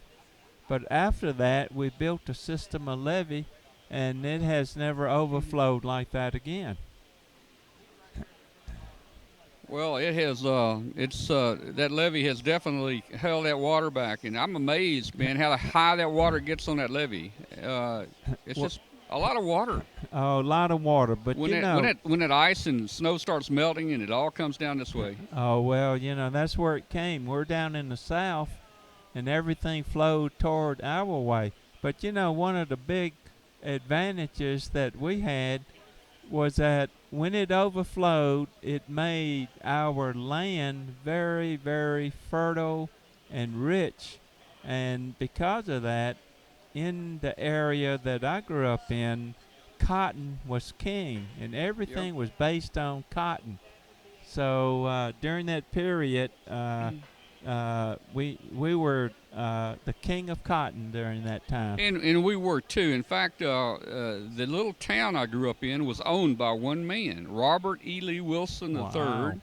He drained it from a swamp, and he owned nearly the whole county. Many of the towns around there are named after his children.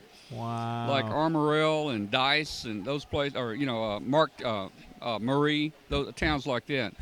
But he owned, at that time, it was the largest cotton plantation in the world that he owned up there. And that was it. You're right, cotton. Now, how many people were in your town of Wilson? Well, it was pretty large. When I was living here, it had 1,301 people. Oh, wow. I was the one. I was just up there last month, and, it's down to 900 and something now, so it's dropping. Well, we must have been a giant compared to your town. Yeah. We had like 2,500 people. Oh. And I mean, this is when I was growing up in the 1950s and 1960s. But now, Hollandale, Mississippi, where I grew up, we're up to like 3,400 people. It's growing. It's yeah. It's not serious. Well, look, hey, let's go back a few years and talk about old stuff, man. What do you remember about when what year did you get your license? I got my novice license in 1960, and I had been interested, and I was 16 years old, but I was always interested in ham radio, but never knew anyone who was a ham. And I had gotten interested as a Cub Scout, like 8 years old, built a crystal radio set. This was from a Cub Scout handbook. I remember those. Yeah, no, back then we used oatmeal boxes to wind the coil. Right. And, we didn't have crystal diodes, so we had to use things. Let me guess. You used a razor blade and a pencil lead. You got it right. Razor blade. That was rusty razor blade. That was the diode or the detector, I guess, that was right? the diode. That was the detector. Yeah. So how well did your radio work?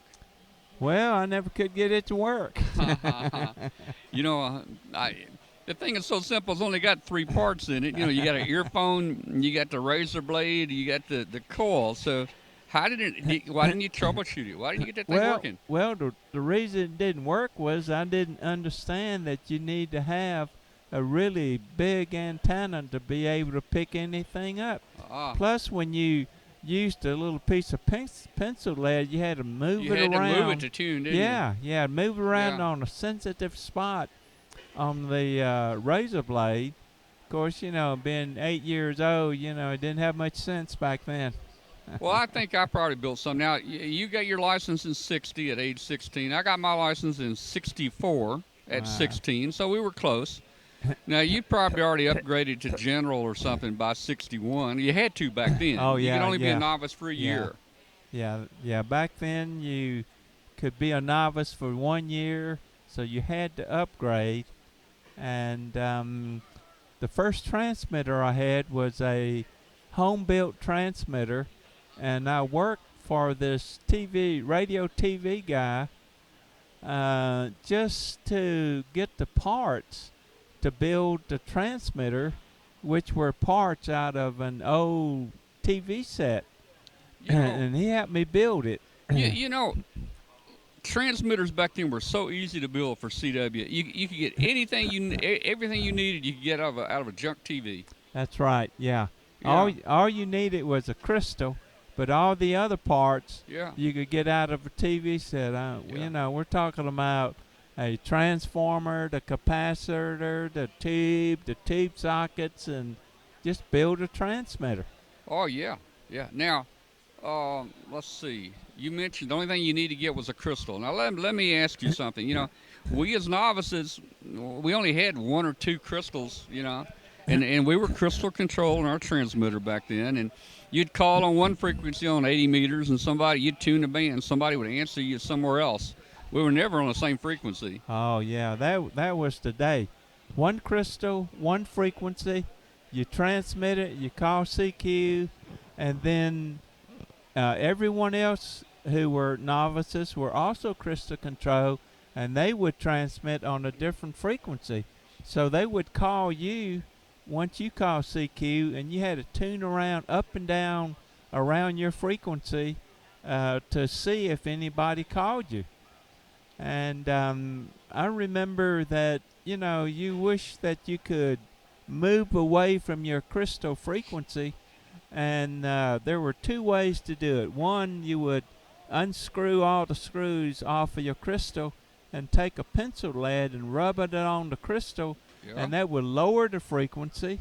Or to raise the frequency, you would take the crystal out of the holder and you would rub it on some abrasive circuit. I never did it, but I heard like toothpaste. Now toothpaste isn't abrasive. People don't really think about it as an abrasive.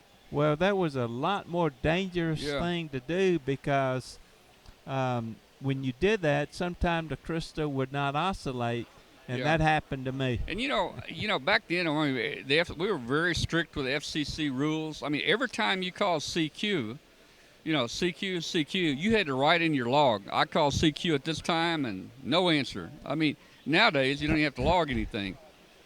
Time I remember the logbook that I had, it was pages and pages and pages of CQ, no answer, CQ, no answer, CQ, no answer. Well, I didn't work a lot of DX back when I was a novice or a general. I don't know. I wasn't a powerful station or anything. But, let's talk antennas, man. Back then, we didn't have antennas like you see advertised today, like you have at MFJ. I mean, we took the handbook, we cut us a dipole or something. We cut us a dipole. Well, not only that we didn't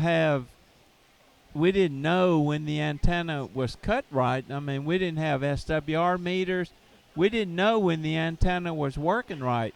What we did was we tuned up the transmitter. There were two knobs on it. You're gonna have to help me. Load and final. Yeah, the load and the final.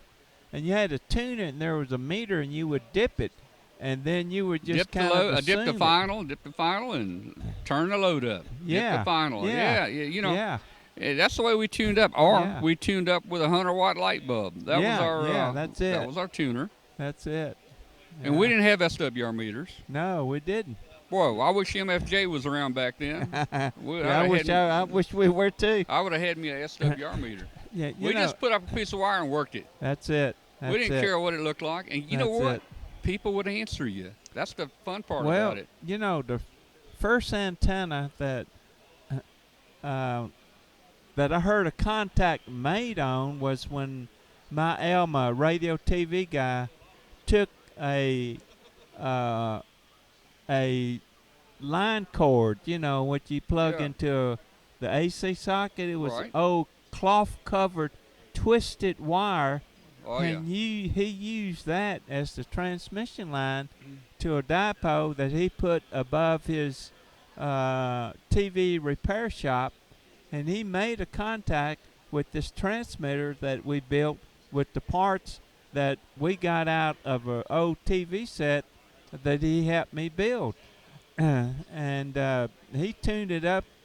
There was like 20 watts of input power, and the output power was like 10 watts or so. Yeah. Well, hey, we didn't have QRZ back there to look calls up. Did you ever get you a call book? Did you buy you a call book? No, I couldn't afford it? Call book. But I had a regenerative receiver that I built as a kit from Night Kit. But I could never make a contact because when you transmit it, the receiver would block and you couldn't hear anything, and it would take long time for it to recover, and I could never hear the guy who was calling me back. And but I upgraded to a World War II surplus receiver, and I remember the TCS-12, and the whole 40-meter band was in like 1/8 of an inch dial, and I couldn't make contacts with that. But finally, I had gotten an old World War II era Helicraft S40 receiver, and when I got that, I was making contacts all over the place with that 20-watt input, 10 watts output, crystal control transmitter. So, Martin, we'll talk about first contacts in a minute. It sounded like you did pretty good. Let me tell you about my first contact. And I lived in this little town. There wasn't any other hams there. I got my license without any Elmers or other people, there to help me.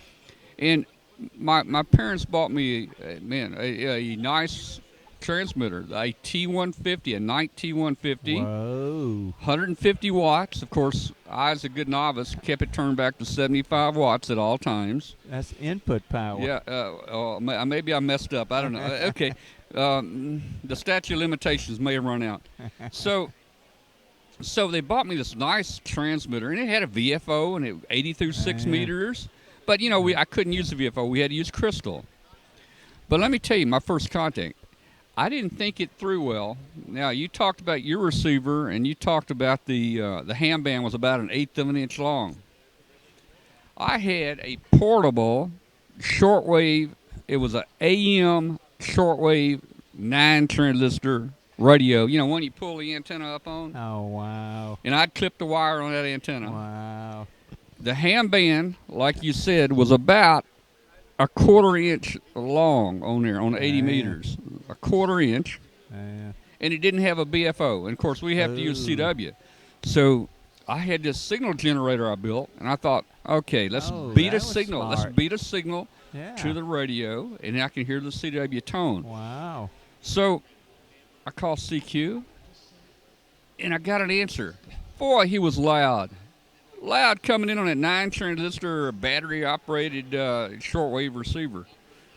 And he was loud, and I didn't know it, but he had just moved to town temporarily. He was a general. And he called me back.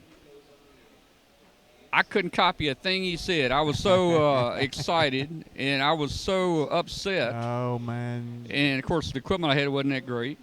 I didn't know. I don't know how I even found out who he was, but I did find out eventually who he was, and I went over to his house and met him. Wow. And then from that point, I got me a good receiver. And you've collected one. I think it's the Helicrafter's SX140 maybe. Okay, yeah. That's got, the bands are about, it's a full, about 10 inches long for 80, 40, 20, and it goes all the way through 6 meters. Yeah, amateur band only receiver. Amateur band only through 6. And guess what? It had 6 meters, and I had 6 meters on a T150. And back then, when we were novices, you could actually hold a technician license and a novice license at the same time. And I was WA5 KUB on 6 meters voice, and I was WN5 KUB CW on CW in a novice band.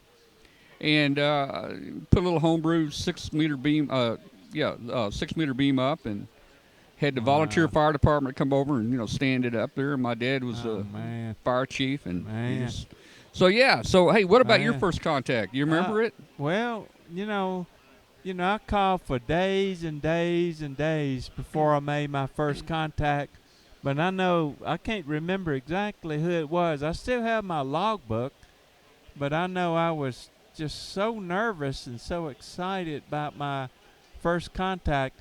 And I see your call, and you have your original call except for the N and A. Yeah. And I have my original call, except that instead of KN5 FLU, it's, once you upgraded, you dropped the N and you became a K5 FLU.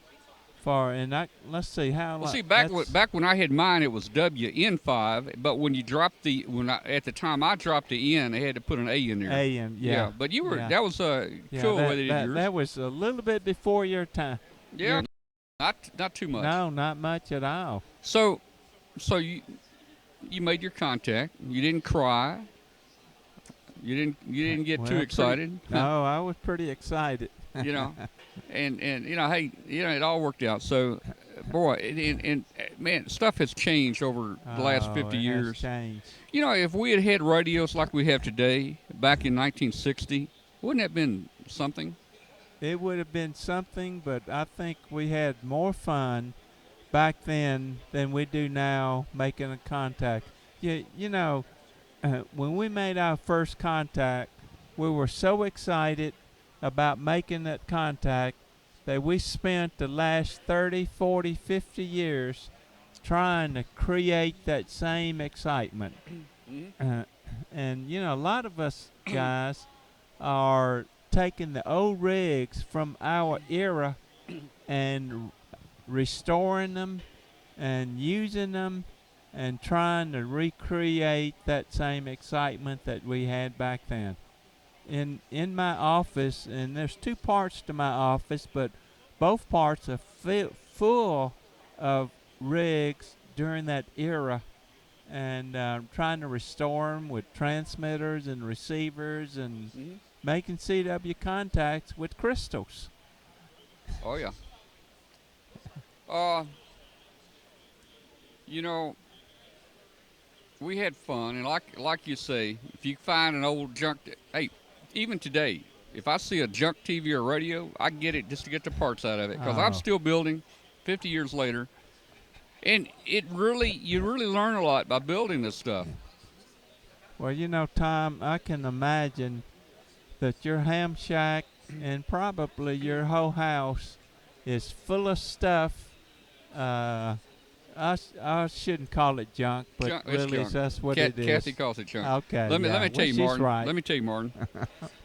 15 years ago, I threw away probably 1,000 tubes. They were in boxes. Whoa. Everything from receiving tubes, transmitting tubes. Man. I laid them out on the street. Boy, if I'd saved those now, I mean, we didn't have internet back then. I didn't know what to do with them. Man, you know, you can't even hardly find a tube today. If you put those on eBay now, that would be your retirement fund. Oh yeah, yeah. Well, you know,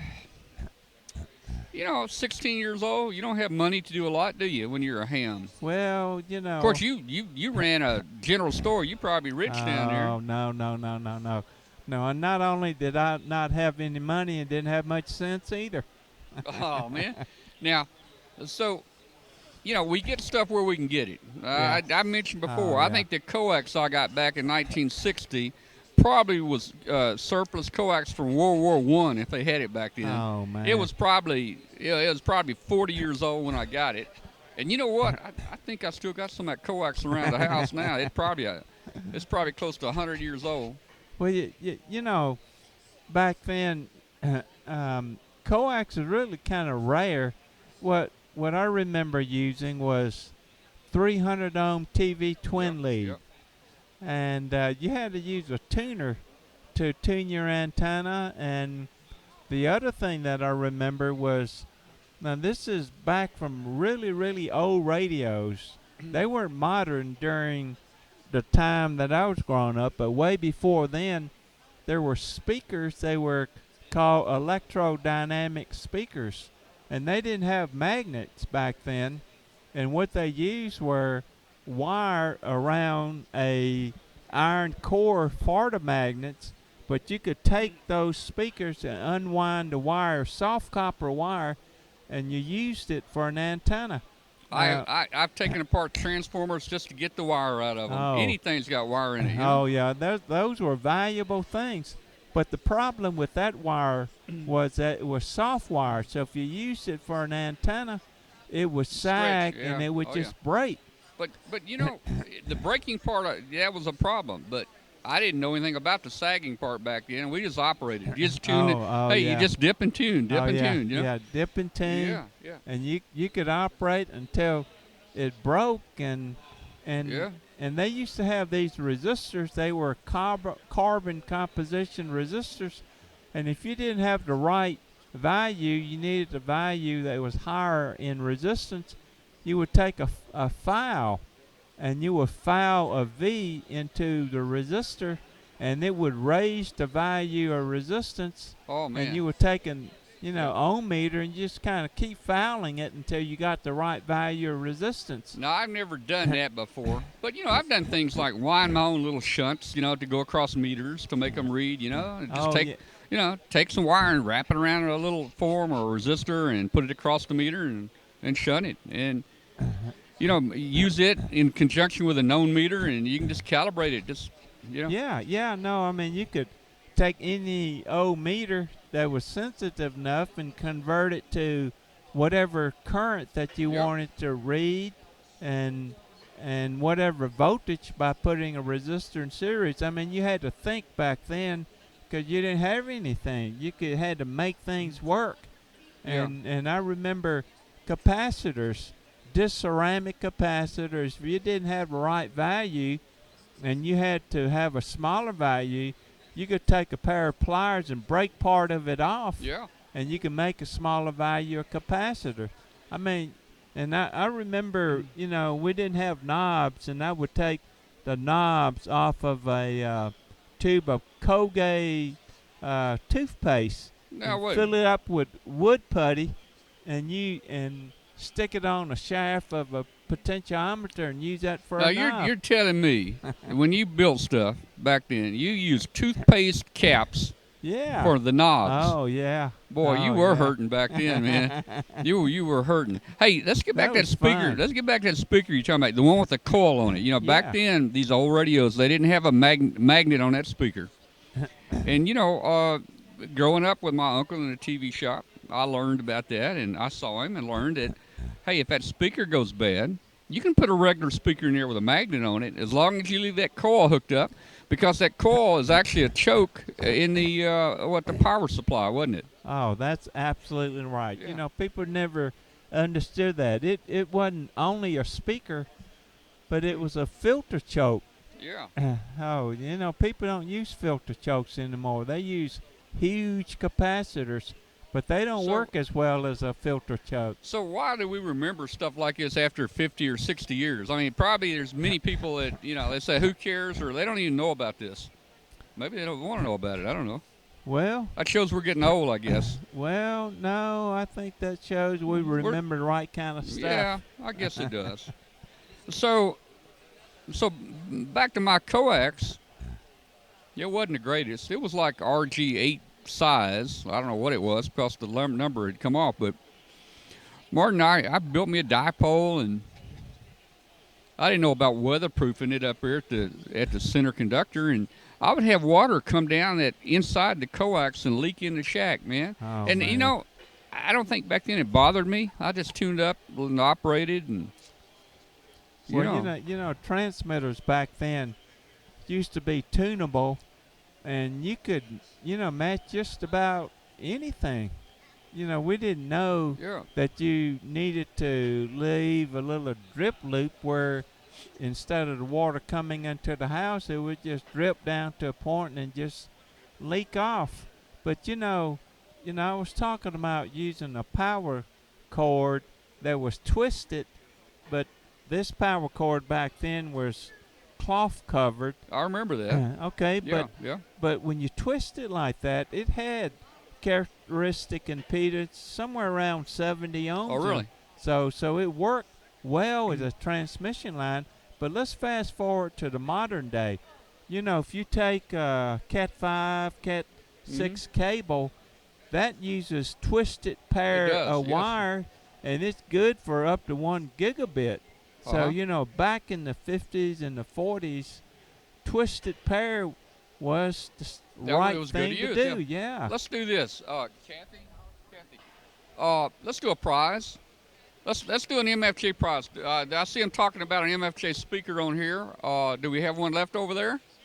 Let's do a prize. So everybody get ready. We're going to do a prize from MFJ. We thank you, Martin, for supporting our webcast with some prizes. Well, we're happy to do that. So, okay, Hambot there, we're announcing we're going to do a prize, and Hambot's going to watch to see if the person claims it. He's got 60 seconds. Wow. And we're going to see. Well, yeah, let's do MFJ speaker. All right, here we go. Well, guys, we kind of got the webcast kind of settled in. It's starting to work tonight. We had a lot of problems at first, Martin, trying to get everything working. It's this is crazy here.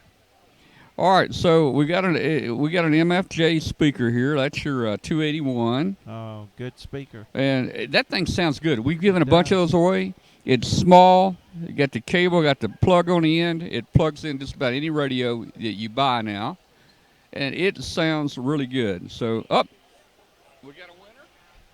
Looks like N0 RIC won your MFJ speaker. Oh, well, congratulations. So,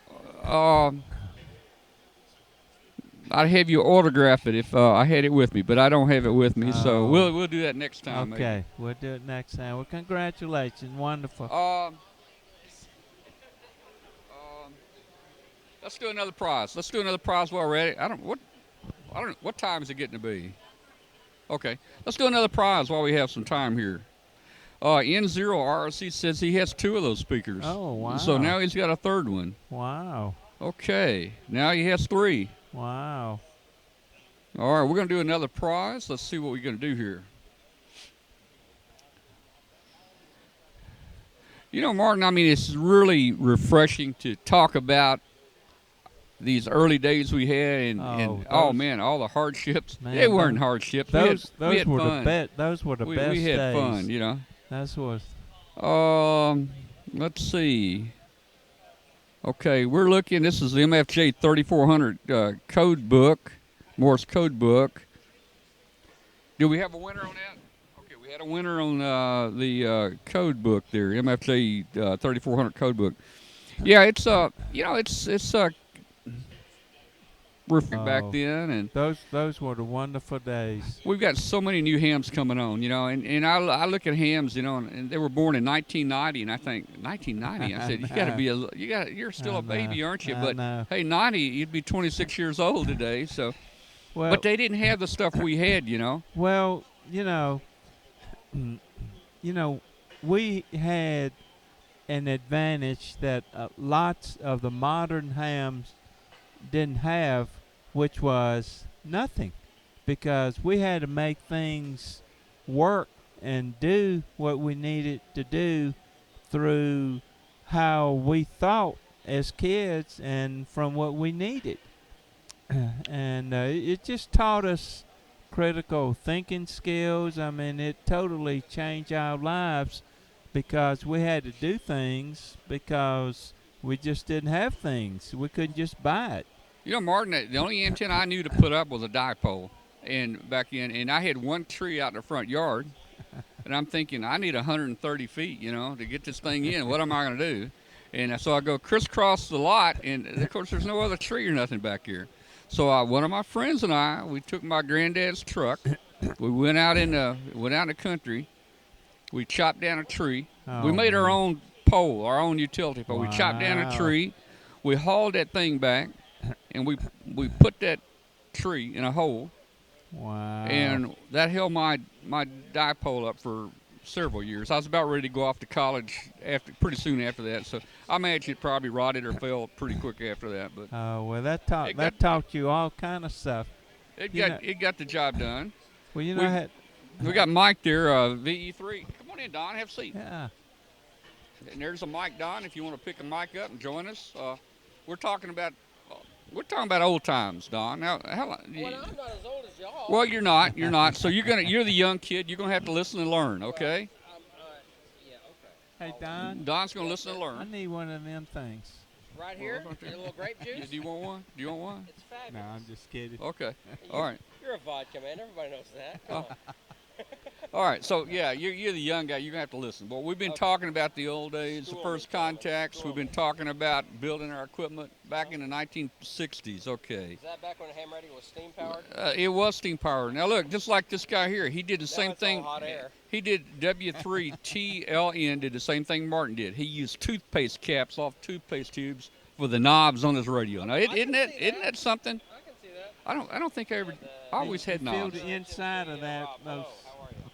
You know, growing up in a TV shop at early age, that's when I started getting stuff out of my uncle's garbage can, wire and transformer stuff. He was a TV man. He was a TV man for the whole county, and that's where when I was 3 years old, I was getting parts out of the trash can. But TV man for the county. So it ended up by the time I was a teenager, I bet you he had 300 or 400 junk TVs in the back there, all standing up, the chassis standing up on the sides, rows and rows. And hey, Martin, if I needed a 47,000 ohm resistor or a 0.1 capacitor, boy, I just took the cutters. I just go down the row, man, Whoa. And if I saw, yellow, purple, 47, yellow, purple, orange, 47,000 ohm. I'd clip that thing out, throw it in a bucket, Yeah. Any parts I needed. So I was really lucky to have something like that. And hey, my uncle had all the Sam's photo faxes, but of course they were for TVs. But that would help you identify things like transformers. Oh yeah. I had a ton of those back in the day. I haven't thought about Sam's photo fax in forever. Those were cool as they could be. I sold a volume set about 10 years ago up in Dayton. It probably had 100 volumes of the Sam's photos. But what I was saying about the Sam's photo fax was, if you needed a transformer, you could look that in the photo fax up, and it would tell you the secondary on this transformer is 350 volts each side of center tap, or this is 6 volts at 10 amps or whatever, and you can kind of get some specs from that. Now watch your P's and Q's. We have a teacher. Do we? A teacher? Oh, okay. JKJ just rolled in here, so we have a teacher. A teacher? Okay. With his ruler. Let me give him. Oh, you're gonna give him that one? Okay. Yeah. Well, here, he can take that one. All right. Why? Were you getting ready to leave, Martin? Are you getting ready to leave us? I take this one. I said, you're a teacher. You'll hit them with your ruler. That's right, with the ruler. That's right. We always do. That's what teachers do. Oh man. So what do you teach? As little as possible. No, I'm just kidding. What am I looking at here? Is that mic working? Apparently, they're saying in the chat room that my mic is. Here, take this one. I got one on. Oh, okay. Okay, Tom. Is that better? I've got so many interesting people here that I'm going to let your audience enjoy all of those guys. But thank you very much for inviting me. Oh, I have really. Martin, before you leave, I said this to you in person earlier. You, sir, are an American success story, and I have the utmost respect for you. You are a treasure to the amateur radio community, not just in the United States, but worldwide. And I'm so happy to be living in the state that gave us you, particularly, and MFJ. So for all hams everywhere, thank you. Oh, thank you, Don. That was I got to see if your mic is on. Thank you very much. Is it all the way on? Oh. Yeah, it is. Oh, yeah. That was wonderful. Thank you very much. One more thing. I'm honored to know you. One more thing. You got the 45th anniversary of MFJ coming up. That's right. Wow. We came down for the 40th. I want to come down to the 45th and celebrate. October next year, we're going to be celebrating our 45th anniversary, and I want to invite all the hams in Alabama, Mississippi, in all over the U.S., the whole world, the whole universe to come and celebrate with us. Free lunch, free everything. Come. The lunch was good. Everything was good last time. It was good. I'm ready. Yeah. I'm ready, Martin. Well, thank you very much, Don. Thank you for having me on here. And thanks, Tom, Martin. We'll be there. And Joe, you come Thanks, see kid. us now. We'll do. Bye. All right. Thanks, Martin, for joining us here. All right, now I haven't met you. Who is this? Who am I talking to? Hi, Tommy. How are you? Who is this? This is Joe, WB2JKJ. Oh, okay. All right. Let's see. Let me get untangled here. Okay. All right. So, you sound like you've got a little accent from the Northeast or somewhere. Yeah, a little bit. Where are you from? New York City. New York, okay. The Big Apple. Yeah, he's in New York. All right. I've been to New York a few times, you know. That's a good thing. Hey, you know, when I went to New York at age 14, there was too many of us to, back then a taxi could only take like 5 people or something. There was a law. Legally. And I was so small, they had me lay down, on the back floorboard, and I just had to duck at every intersection. So I guess I broke the law in New York, but I broke the law, and the law won. No, if you were 14, let me tell you an interesting story. We put kids on the air every day throughout the year, and one of our standard questions. Are we on? I think you are. Okay. One of our standard questions is, if you were to come to New York for the first time, where would you like us to take you? And I'm going to ask you that question. Where? Yeah. Where would you, if you were to come to us for the first time, and you're whatever, and we get many adults who have never been, and it's strange, but it's true. Well, you know, Get out of here. I It's on my can't. bucket list. Really? I've never been to NYC. I've never been. Where do we take you when you come to us? Let me Where tell do you we my see? first trip up. Go ahead. I've got a mic on. Okay. I came up for the World's Fair. 64. It was 64, 65. That's right. Yeah, 64. I went 50 times. I lived around the corner. Yeah.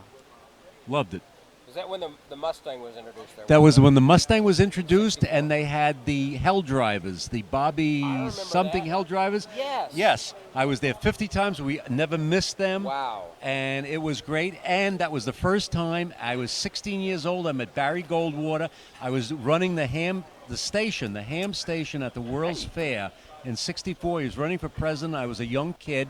He walked in. I was running 6 meter AM. It was in the Coca-Cola Pavilion in the back of the fair. Barry walks in. He walks up to me and he says, "Hi, son. How you doing?" The whole place, you could have heard a pin drop. Wow. He said, "I almost died." I said, "Oh my God." Tom, if you want to take a break, Joe and I, we got this. Hey, let me do this. Let me do this. Really. Let me take a break. Hey guys, we've been joined by George Thomas. I'm gonna give him another mic. We're gonna make sure it's working. By George Thomas, and yeah, do a mic test on that. Is that one dead? Try this one. It's probably the cable. Just lay that one down. Check one. And I'm going to leave it with you guys. This So is scoot in a here. true Barry Goldwater story. Y'all scoot in. Scoot together. I'm coming over. I was in high school. I was, I guess, 16. Relatively couple of years as a ham. He walks in. He goes, "Making many cues, son." I looked up. I said, "Mr. President, I think I'm doing good." And I'm on 6 meter AM.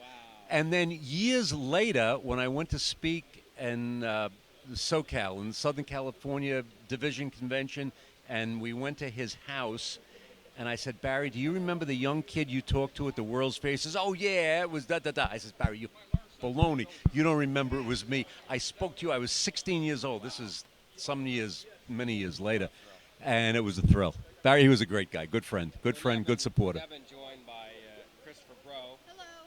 KD8YVJ. He is your Hiram Percy Maxim Award winner for 2016, and just an amazing guy. Okay, so the question was, where would you go? Where would you take me for my first trip to New York City?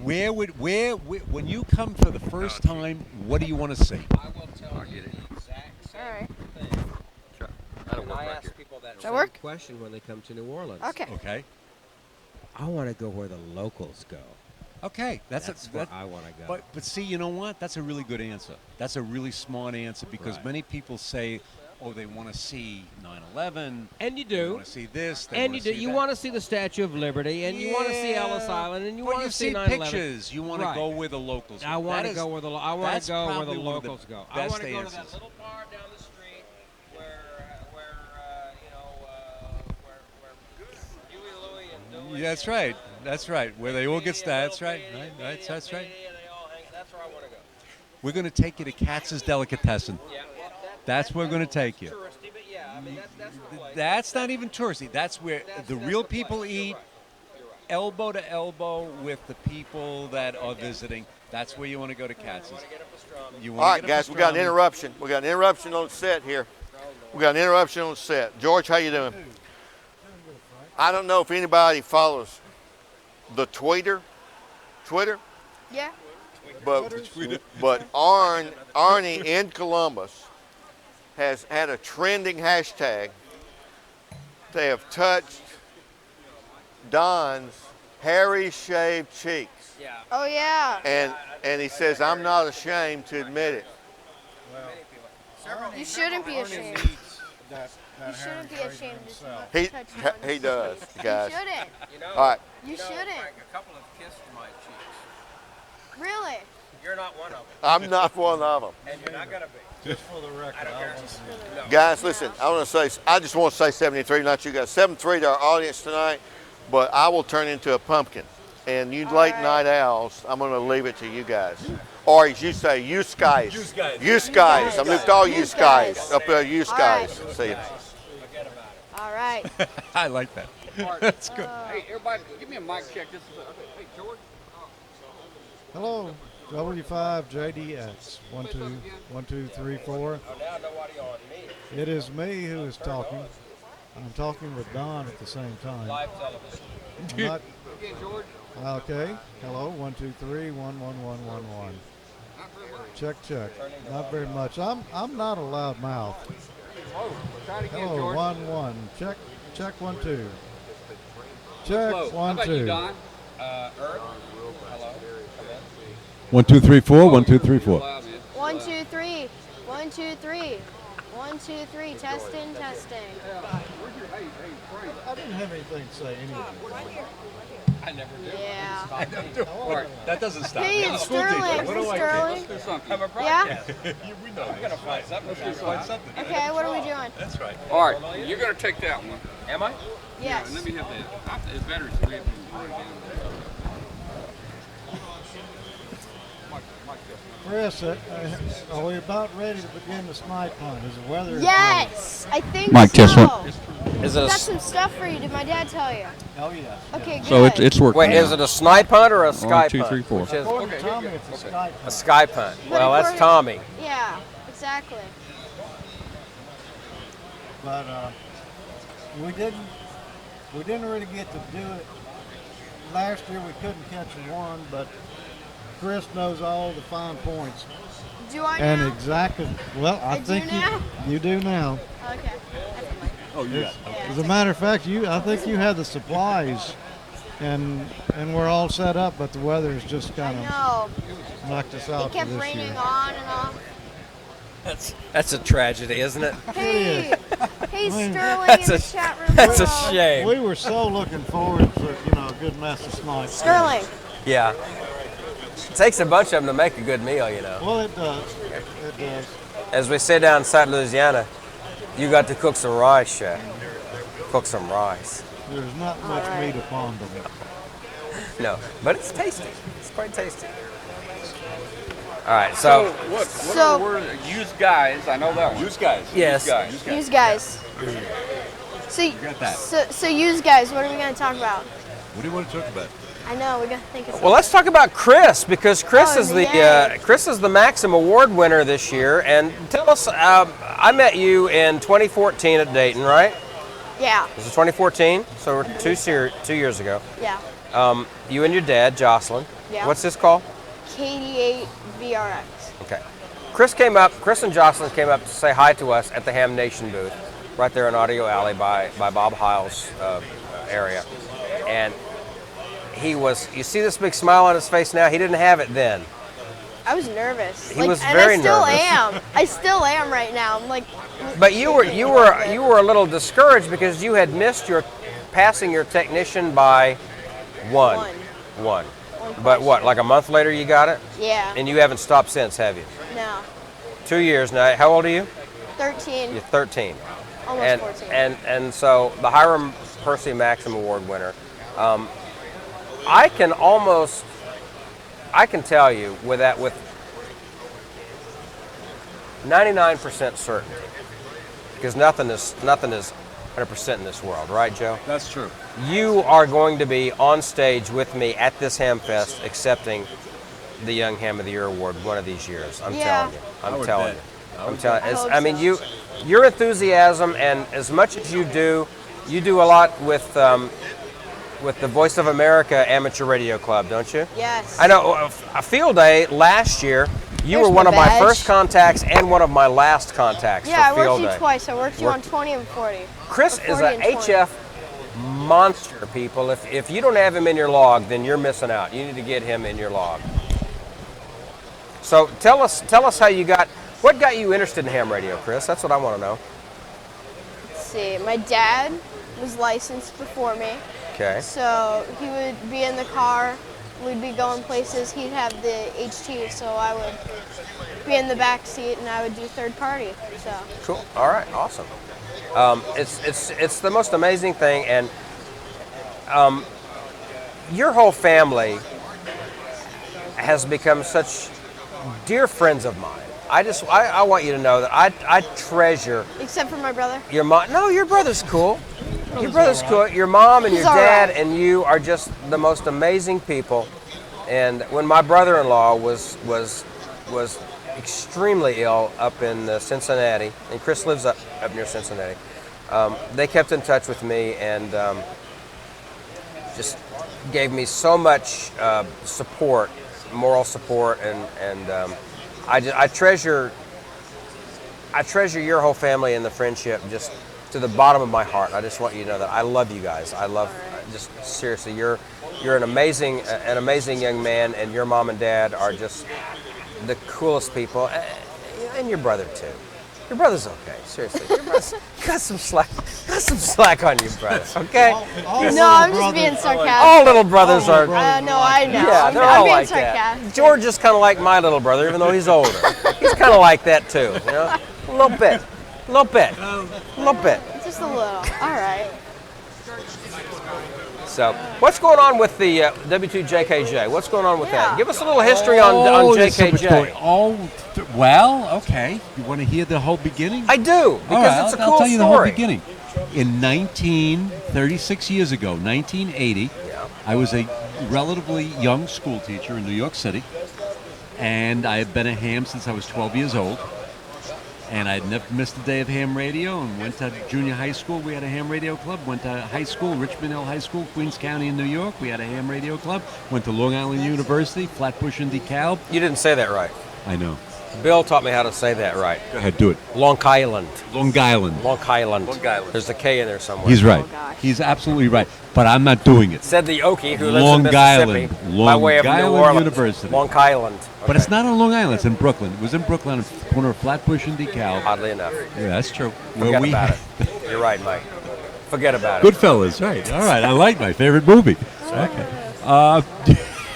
Forget about Forget it. about it. It's F-U-G-G. Yeah, it's all one Forget word too, about Mike. it. It's one word. Forget He's from about it. Canada. One What does he word. know? He's from Canada. Come on, Mike. Several. Several. Went to LIU. Forget about it. Went to LIU. We had our ham club there, and then became a New York City school teacher. That's Long Island University, isn't Yes, it? it is. Okay. Same place. Okay, good. And I was told to use the textbook, and the textbook was good, but nobody really cared. My students at the time would, as soon as see Jane, skipping Jane and whatever, and They had their own the story about dog Dick and and whatever, Jane. they Dick Yeah. and Jane and see Spot They wrote run. their own book. As soon as eat Spot and see him run, so whatever. But ham radio was exciting, was interesting, and since 12 years old I felt that. And I also felt that the answer to education was excitement and interest. So I wrote curriculum called EDUCOM, Education Through Communication, that used the theme of amateur radio to teach. In my case, it was English, or what they call language arts now. So to teach language arts, and we covered all the curriculum that you were supposed to cover in New York City at the time, but we did it through the theme of amateur radio. So we created actually a Disneyland of ham radio in the classroom, with the radio always going and always on and always happening. Not to make hams, but to make better kids, and it worked. And it worked so well that here we are 36 years later doing it around the country for anyone else who would like to incorporate amateur radio into their classroom as a theme for teaching at what we call today, and did then, EDUCOM, Education Through Communication.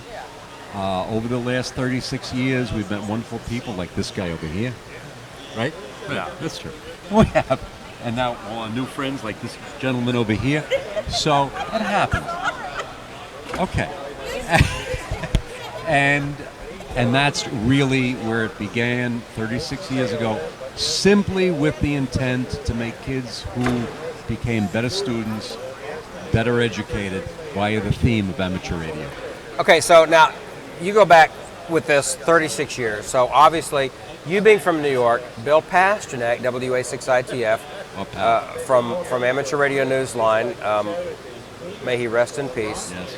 Love that man. I miss him Me every too. day. You know, it Me was too. like losing an uncle or a father figure. It's like my parents. There's something my parents have passed to, and there's something that I feel like I need to pick up the phone and ask them, every day. It's the same thing with Bill. Yes. You knew Bill for a long time. Tell I us knew a little Bill. bit about Bill Pasternak, I the knew originator Bill. of Newsline.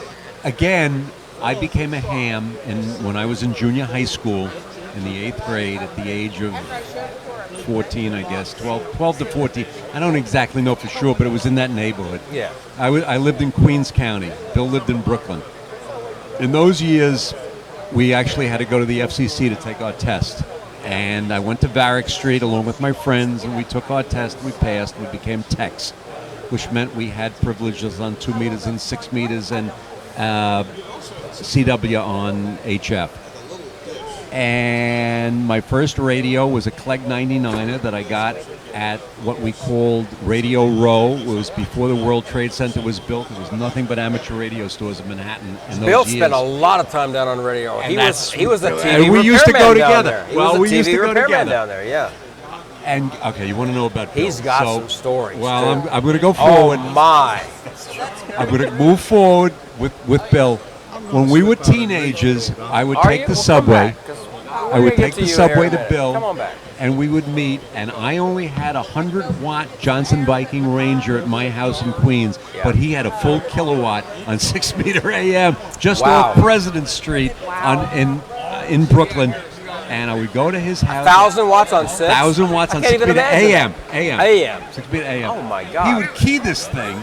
Yeah. And honest to God, I bet the lights, TVs for miles would blink out. the block. Yeah. The block would dim, and people never knew what, why, or what. That's Except for the hilarious. two of us sitting there working people on 6 meter That's AM. hilarious. It was That's fabulous. hilarious. That's True awesome. story. That was our earliest days. That was Wow. way before what I do in school when Wow. we were kids together. That's awesome. So, That was Bill. You have a net on 40 every morning, right? Yes, sir. Every morning, the classroom net meets on 40 meters, 7 a.m. New York time, from 7 to 8:30, an hour and a half. You give us an hour and a half. We give you the best 90 minutes in amateur radio that you could ever ask for. Get up, get on, start your day the 22-way. No breaks, no holidays, no vacations, no time off, no excuses. Get on the classroom net Monday through Friday, 7 to 8:30. I have checked into that net on occasion back when I was mobile. I don't run HF Mobile anymore, but that's good to know that you start at 7 a.m. Eastern. That's 6 a.m. Central. That's when I get up. So I can get up. I normally spend my morning before work. I go in and I fool around on the internet for a little while. I'll just have to turn on the radio. And we're at 7238. 7.238. Okay. Monday through Friday, All right. year round, and there's no holidays. There's no Okay. vacations. There's no time I'm off. gonna make time for that. No excuses. Get up, get on. When conditions are allowable, I appreciate that. I'm gonna join you on that. I'm going to be very honest with you. Conditions on 40 meters have been difficult. However, no matter how difficult they are, radio is magic. There's always a way. Get up and try it. And don't forget, you can always join us on Ham Nation on Wednesday nights when we have Dr. Tamitha Scove. Whenever she's got a little girl in elementary school, and this is like the first week of school. But if you've not seen Tamitha Scove's solar reports on Ham Nation, you really need to check it out. So she'll tell you exactly what's going on with the propagation and why it's doing what it is. You need to follow her on Twitter at Tamitha Scove, just like it sounds, TAMITHASKOV, to find out everything that's going on with propagation and solar weather and find out why you can't talk to Joe on 40 in the morning. But it's Tamitha's fault. Well, no, Tamitha, it's not your fault, honey. It's not your fault. No, don't worry about it. If No, it's you're 1,000 good. miles Yeah. away, you're no problem. That's right. Around the corner, forget about Exactly. Forget about it. it. Forget about How it. you say that? Yeah. Forget about it. It's all one word. Forget about it. FUG about it. EDABO. That's Forget about it. Yeah.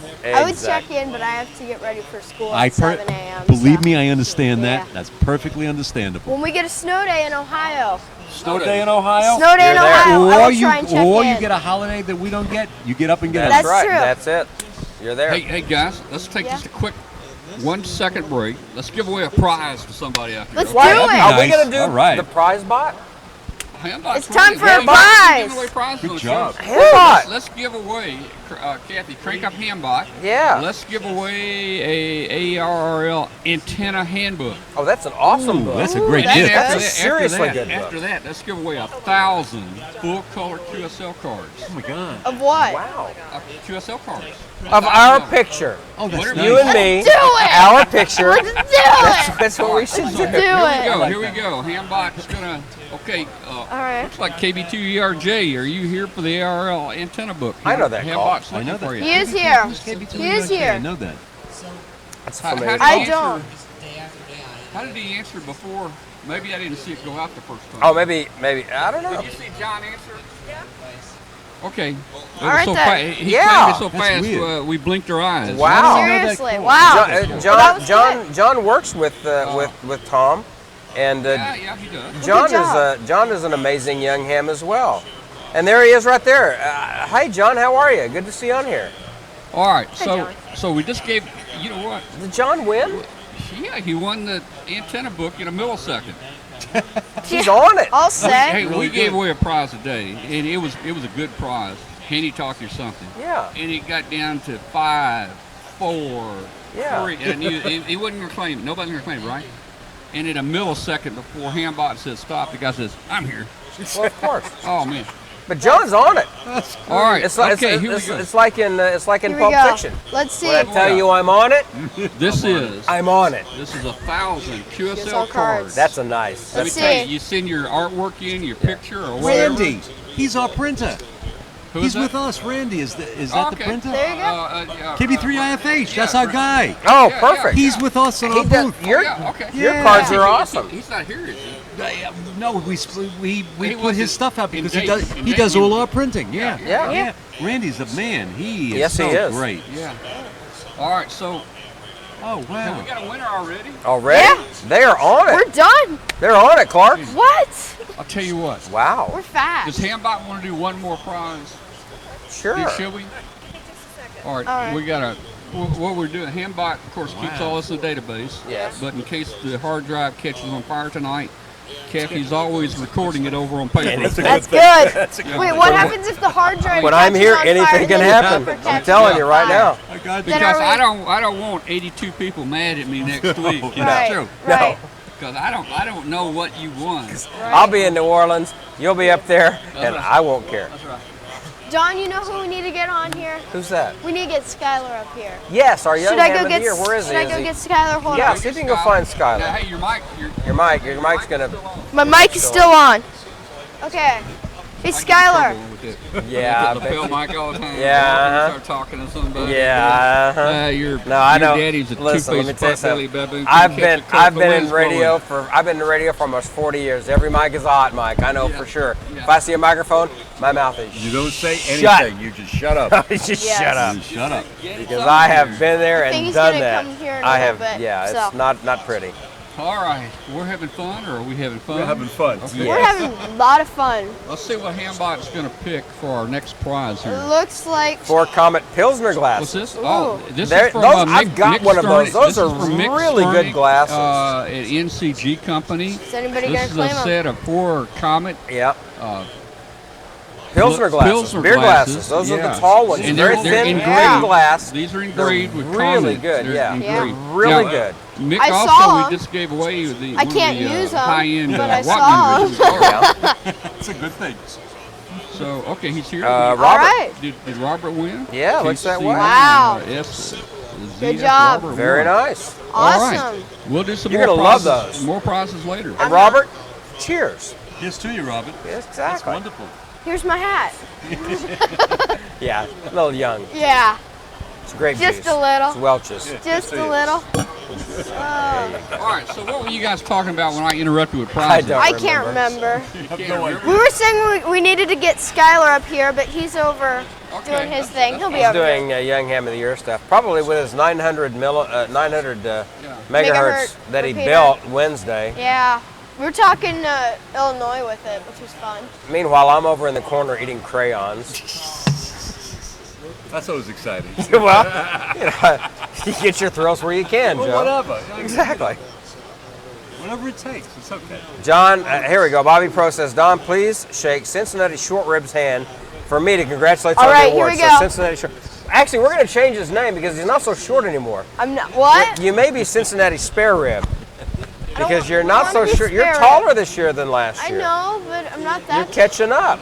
All right, you're short rib this year. You may be spare rib next All year. right, all right. You're still Just short rib short for rib now. one more year. And if you don't know how he got that name, How did he get it? Yeah. well, how did I showed up on Ham Nation one night wearing. I don't know. I think it's on. on. It's on. Okay, we're good. I showed up. I You showed up drove on Ham on. Nation one night wearing a 50-year-old fedora, and a black jacket, a white shirt, and a black tie, and Ray-Ban sunglasses. You train up for Goodfellas. As black as your soul. That's good. As black as your mother-in-law's soul. I saw that. And so I was. It was Halloween or something, and it was a Blues Brothers thing, and I started calling myself Blind Mississippi Ham Bone. Well, last year at Dayton, we did a music video, and you were involved in this debacle. That was Huntsville. Huntsville. Did I say Dayton? Two Huntsville. years in a row. Dayton. 2 Huntsville, years. yeah. We I didn't was, do it this year. Right, we were involved in it last year, Yeah. and Chris was there in his fedora. I was. And I I have had it my- in the hotel room. I forgot it. Right. Tomorrow. And so- Tomorrow I will wear it. And we figured since Blind Mississippi, every superhero Yeah. needs a sidekick. Oh gosh. So Blind Mississippi Ham Bone has Cincinnati Short Rib. Yes. And that's how that came to be. That's how you got the name Cincinnati Short Rib. Well, Isn't that an awesome story? That's a really good story. I'll drink to that. I like Tell I'll you drink what to we that. need to do. We've done this 2 years in a row. We did Bad to the Bones the first year. You We guys did? weren't in. Really? You guys weren't in the first one. Bad to the Bone. What did we do last We year? did Soul Man. We did do Soul Man We last did year. Yeah. That's Soul right. Man, and you And then played the harmonica. I did. I was rocking out my Kelly, veil. you were too. rocking. Great. You were. Yeah. He did a great job. It's with the on- harmonica. it's on I YouTube had- somewhere, I'm sure. Yeah. I had to, Someone's got to find the link for that now. Oh, that's so cool.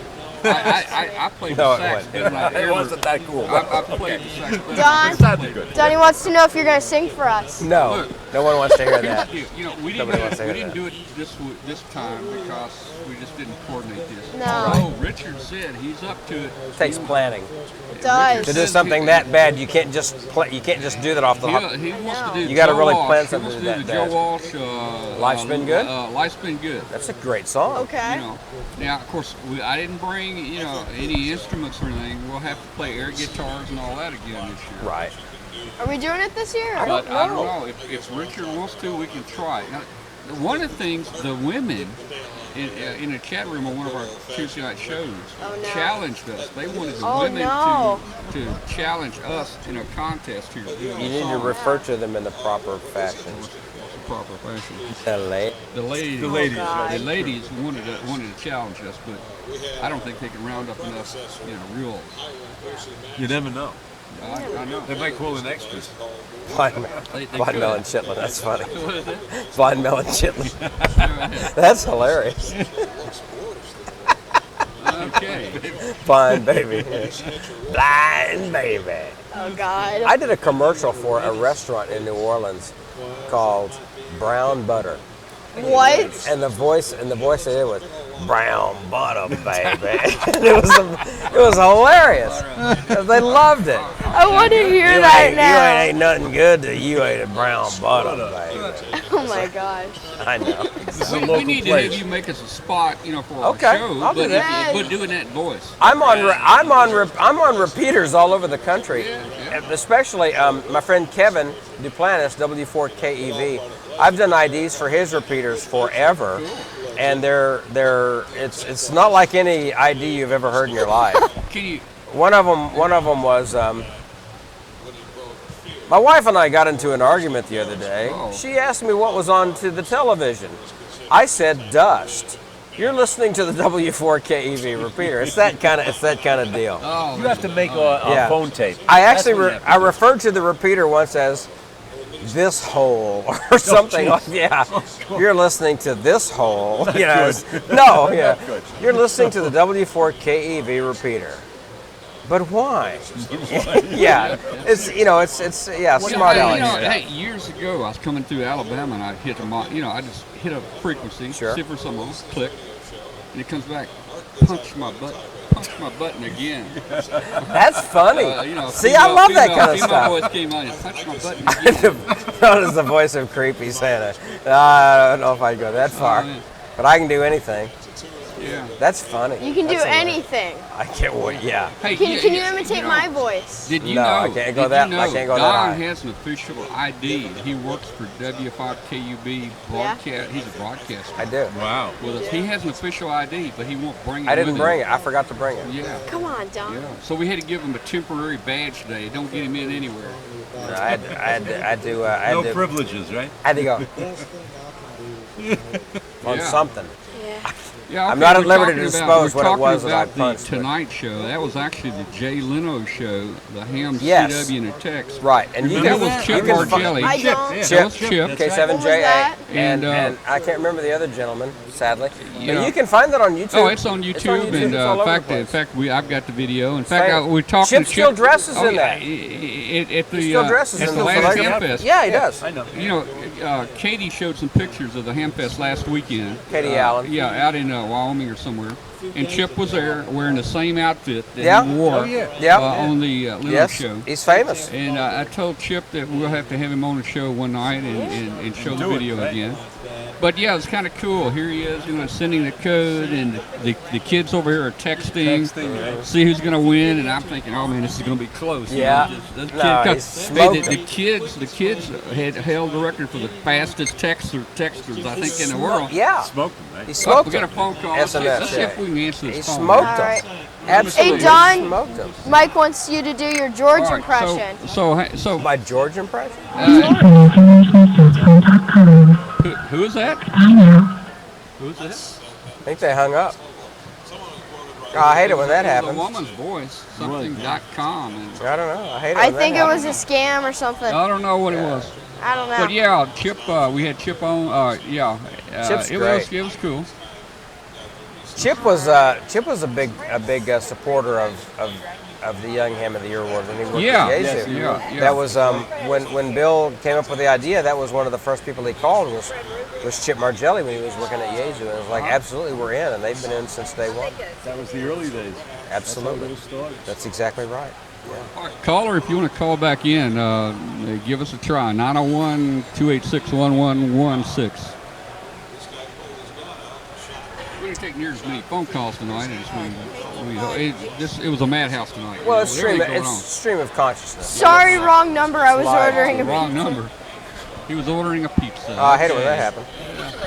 Extra pepperoni. That's Bill, W5WPL. We have anchovies. Yeah, thin. New York style. New York style, that's New right. York Thin, style. very We don't thin. do that Chicago stuff. No, here. no, no, No, no. none of that. No, no. None of that. Forget about it. Forget about it. Forget about Oh it. my God. That's right.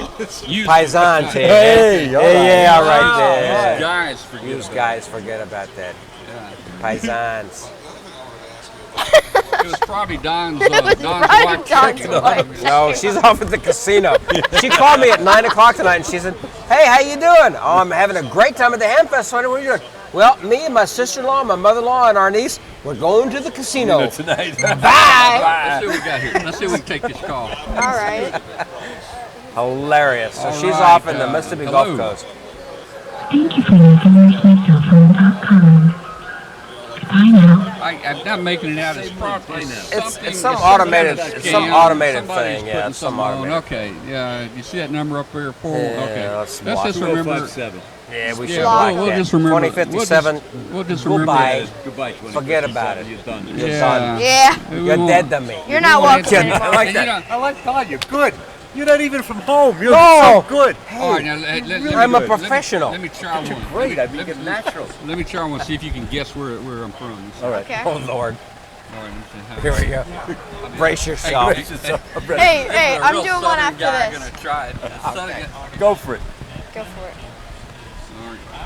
If you do that again, I'll bounce you out on your ear. Bounce you out on your ear. Yeah. You want me to name a I'll movie? give you a half. No, it's just the area of the country. Oh, Yeah. home, New York. I'll give you a half. You answer the question, I'll give you a half. New York. Is that right? This is more north. I think this is up around Boston or somewhere. They talk like I give you a half, like a half. My teacher. That ain't Boston. Is it? but it's New England somewhere. Might be Whitey talking. So my science teacher, he had this card index, and he'd ask the question, he'd ask this question. We'll have to consult the statute of limitations on that. I probably didn't do it right, but anyway, he would have his card deal, and and chemistry or science, and Tom, what's the formula for whatever? And I go, and I give him an answer. He says, I'll give you a half. I'll give you a half on that. He'd mark it on the card. Maybe. He'd bounce you out. That's He'd bounce you out on the ear. Park the car in the garage. Park your car to Harvard Yard. Don't park your car to Harvard Yard because you get a ticket. Yeah, Massachusetts, New Hampshire. Sure, yeah. Sure, A great guy who worked in New Orleans with us for a while, Jag was his name, John Gay.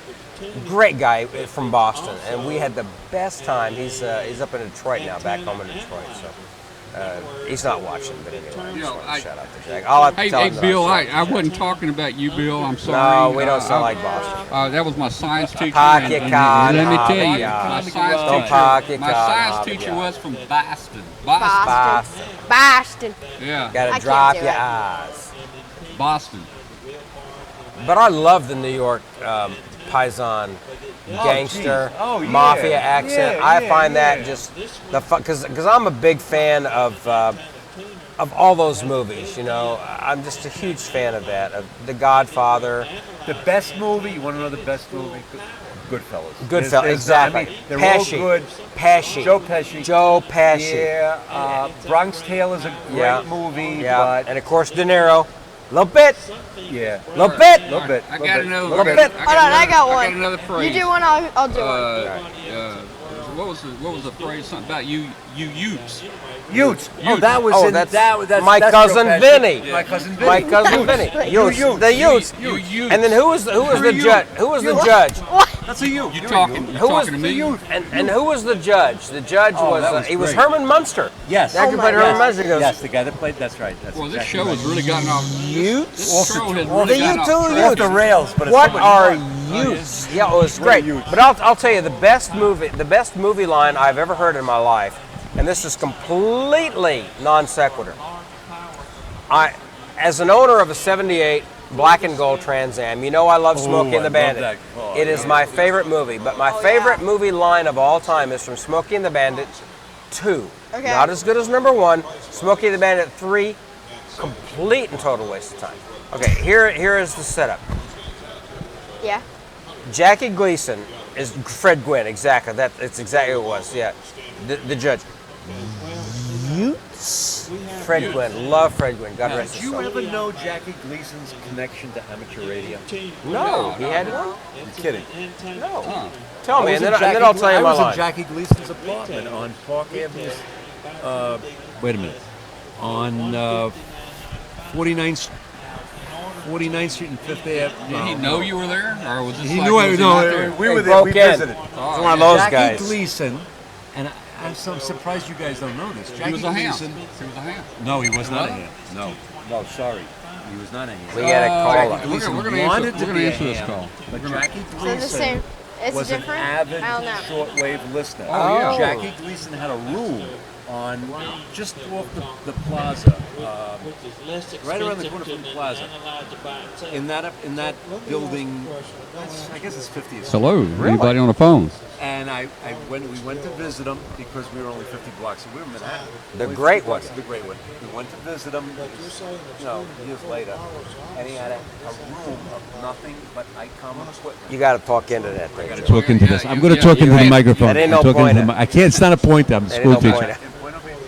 He had a room of ICOM equipment. Really? We went in there, every R9000, everything that was made by ICOM. Really? Only ICOM at the time. He listened to us. That's how we got connected with him, by listening. And he says, "You're 22 crew. You come up, you see me." And he wanted to be a ham. Never was a ham, but listened to everything on shortwave radio and every ICOM that was ever made. Wow. Transceivers, you name it. Never touched any. But Jackie Gleason was an avid shortwave. No kidding. That's how a lot of us got started in ham radio. Pleasure to meet shortwave, shortwave listeners. We got He was our neighbor, 50 blocks away. So at the plaza. Wow. Yeah. Okay, so my favorite movie line is from Jackie Gleason in Smokey the Bandit 2. The stage is He's chasing the bandit through an abandoned amusement park. Okay. And the Trans Am, of course, is going in and out of this wooden roller coaster, the superstructure.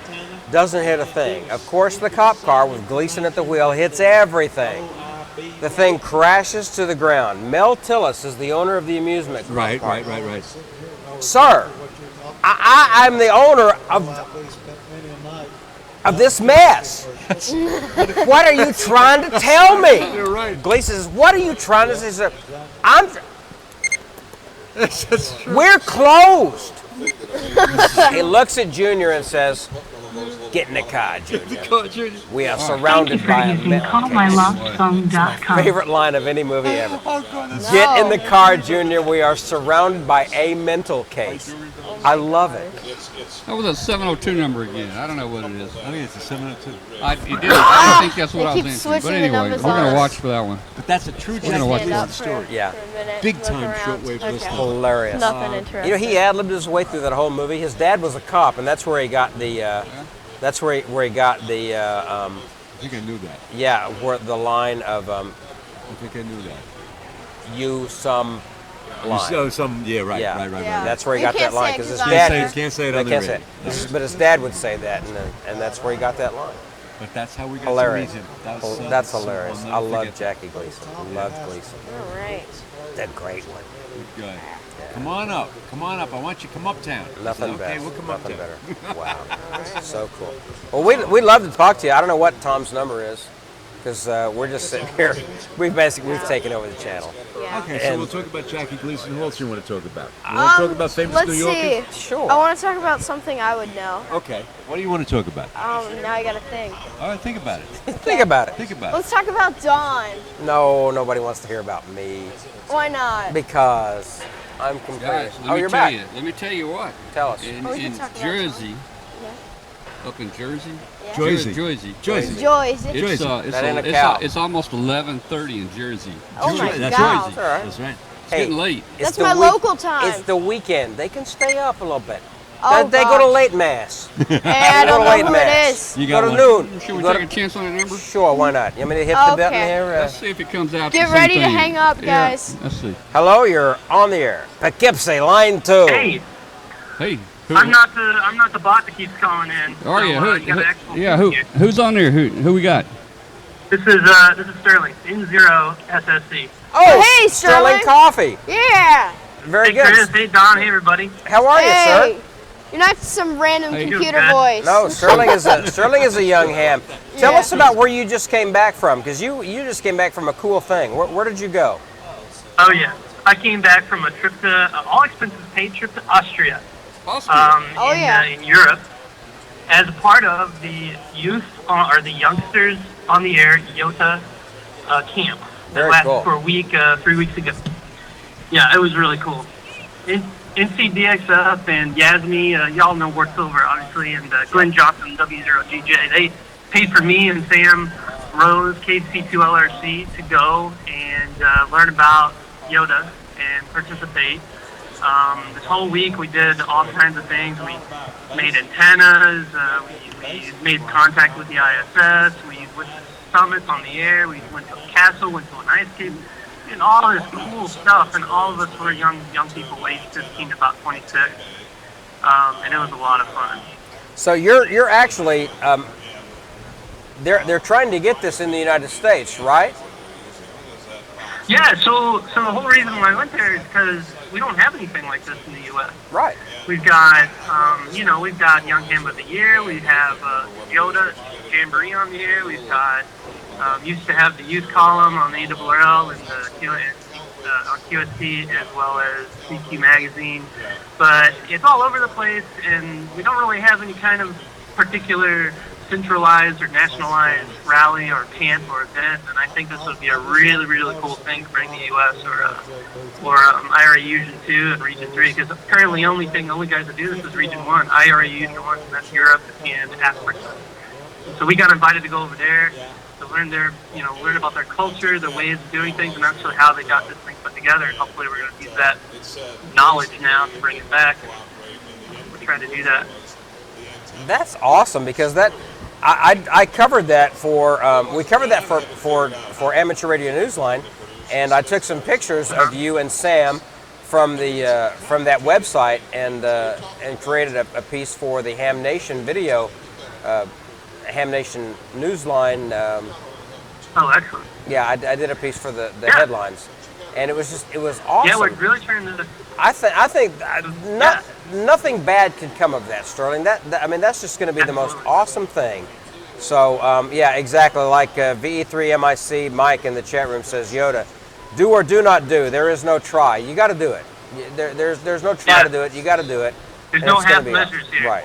Absolutely, and I'm all for it. The whole reason why I came to Huntsville is because, well, actually, Katie Allen, I was on W5K webcast a few weeks ago, or maybe it was Ham Talk Now, Ham Radio, some other guy maybe, and they were like, hey, I should go to Huntsville Ham Fest. And I live in St. Louis, so it's just a 6-hour drive, and I've heard really good things about it. World's friendliest Ham Fest, got a really cool center, a really cool convention center, everybody's friendly, as well as this just huge population of young hams that are running around. Look at Chris there, sitting right next to you. And then, you got the Young Ham of the Year award. So I thought, this is going to be a really good experience for me as the former youth editor in the NAARL, and as the future, I guess, kind of hopefully coordinator of this Yoda thing and youth, a real big youth focus back into ham radio, or into ham radio as if it's never been there before. To do that and stuff. Sorry, I lost some train of thought. I ramble sometimes. So I want to know, Sterling, did this is your first trip to Huntsville, correct? Mm-hmm. Yeah, that's right. Did it live up to the hype? Oh yeah. So half of the reason why we came down here is for all the Southern comfort food. This morning I had Chick-fil-A, and then for lunch I had fries at the Ham Fest, and then tonight we had Zaxby's, and tomorrow morning we're going to have Bojangles. There you go. Probably have lunch after we go to the Space Center at a place on the west side of Huntsville called, what's it called? Mama Bees or something. And it's like, all fried pickles, fried green tomatoes. It's going to be great. We're breaking our diet to come down here. I'd say I've been coming to Huntsville every year except for one since 1995 with the Young Ham of the Year award, and I got to tell you, I love Huntsville. I mean, I love Dayton. Dayton is Dayton. Dayton is what it is. It's the biggest thing in the world, and Dayton is an event. But as far as Hamfest, Huntsville, I would have to say is in the top 5, Joe. I would say Huntsville is by number 1. We believe it's the greatest ham show on earth. Absolutely. Huntsville's in my top 3. Absolutely. I love it. Followed by Orlando, but I have to tell you, Huntsville is number 1. Orlando's great. Orlando's pretty fun. Yeah, I've heard good things about Orlando. I got to try that too. Well, Sterling, Sterling, are you watching it? I guess you are watching it from a hotel room. Yeah, he's here. And no, I'm not here. I'm on the other side of Huntsville, on the other side of the Rocket. I'm over in the Hampton near Technology Park because we couldn't get a spot. Because I decided to come down here just 2 weeks ago, and the hotel there was booked. Well, I've got some interesting news for you, Sterling. You met my son Tyler today, who's 16, and Tyler's grown up around ham radio. In fact, he's probably going to be horribly embarrassed, but he's not watching this. What do I care? I'm a parent. It's my job to embarrass him. When he was really, really young, I had an ICOM 738 as a spare radio, and he would come crawling in with his Cheeto-encrusted hands, and I looked down one day, and the whole entire radio is orange. He got the nickname of Junior Knob Twister. Well, when he was really, really little, he would check in third party on the local New Orleans VHF Club nets and whatnot, and I think he's been in the car when I've checked in with you in the morning when I've taken him to school. He dropped. I've told him several times, hey, if you want to get your ham license, I'm more than happy to help you anytime you want. And he loves coming to this ham fest. He loves the flea market and the technology, and he's hung out with Sam Rose. He's hung out with you now for a little bit. He's hung out with several young hams of the year. We're on our way to the car tonight, walking out of the hotel room down the hall, and he says, I think I'm ready to get my license, Dad. And we've been talking about the car license all the time. He's ready to get his driver's license. And I said, I'm working on it. He said, no, my ham ticket. So he's ready to get his ham ticket. We came over here tonight, and I said, you need to tell Gordon, because Gordon West is here. You need to tell Gordon. He went up to Gordon And I said, my son, because Gordon met my son when he was months old. Gordon came to New Orleans in 2000, came to my house, met my wife, and Tyler was in a crib. I mean, he was just a little bitty guy. He walks up to Gordon and he goes, Mr. West, I'm ready to get my license. Gordon says, Monday morning, the whole package is coming to you. It's on the way. So we're going to have a new ham in the family, and I cannot be happier. Let me tell you, he's got a good helmet. Well, thank you. It's not just me. It's about Gordon. It's about Gordon. It's about Gordon. It's about Gordon. I know. But I do what I can to point the boy in the right direction, and that's just awesome because I've told him, I said, I've got a half a dozen handhelds at home, and you can have any one you want. I've got 2 D-Star handhelds. I've got a Kenwood. I've got a Yaesu. I've got a Bowfang. Take your pick, whichever one you want. It's yours. So from now on, it looks like my phone won't be ringing at the Huntsville Ham Fest. He'll be talking to me in my little earpiece. So I'm happy. I'm a proud dad. I got to tell you, I'm a proud dad. And I'll keep you guys posted on his progress. Yeah. That's good. We hope to have him with a call sign next year. And in fact, when he was little, he always wanted to say, Dad, you know what I want? I want my call sign to be AE5TW. I said, well, you got to be an extra if you want TW. So he's on his way at 16. So I'm happy. Good job. I love him so much. He's just the best.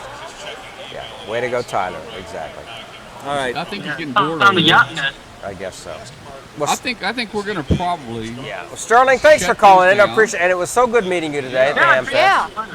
Yeah. All right, sir. Thanks for calling in. Thanks, Sterling. Good to hear you. Good night. Thank you. Good night. Good talking to y'all. All right, take care. See you, Sterling. Yeah, I've got 1,000 feet of cable here to unplug and put in a box and tear down. Is it about that time? It's about that time. Yeah, it's getting close to that time. We need to go to bed and so we get up That's early in the true. morning. What do you mean go to bed? 10:30. You don't go to bed? Well, You should be with my wife at the casino.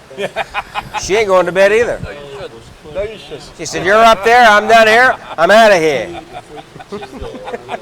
All right. That's good. I like Look, guys, hey, thanks so much for spending some time with us. Well, thank you, No Tom. problem. Thanks for having us. Yeah. It's been a pleasure. We kind of got off track, but it was fun, wasn't it? Well, it always yeah. is. Glad to be with you guys. Use guys. You're guys. getting it. Use You're guys. getting You it. get there. Did I get there? Yeah. You're Yeah. doing good. Use guys. Use guys. So You guys. you think he's ready to be brought into the family? Well, we got the Utes over here. We got the Utes. That's We got the Utes. That's right. That's Cincinnati we got short Utes rib. guys over here. We learned how to Sure. spell forget about it. Forget about it. Listen, Forget about my it. cousin Listen. Vinny, he's on his way. Yeah. It's all right. It's all, listen, it's a family affair. It's a family affair. We're all in the family We're all here. in the family. That's right. Yeah. Hey, forget about it. Forget about You it. heard it. You And heard on it. that You heard note, it from him, and right? on that note, I All think right. we should probably just yank it and get out of here. All right, we're done. All right. Thanks Good night, a lot. everybody. 73. Thank you, Guys, Tom. Good night, Good night, everybody. everyone. Have a good Shoot night. tomorrow morning about 9 o'clock. Yeah. Wait, what? I have to get up?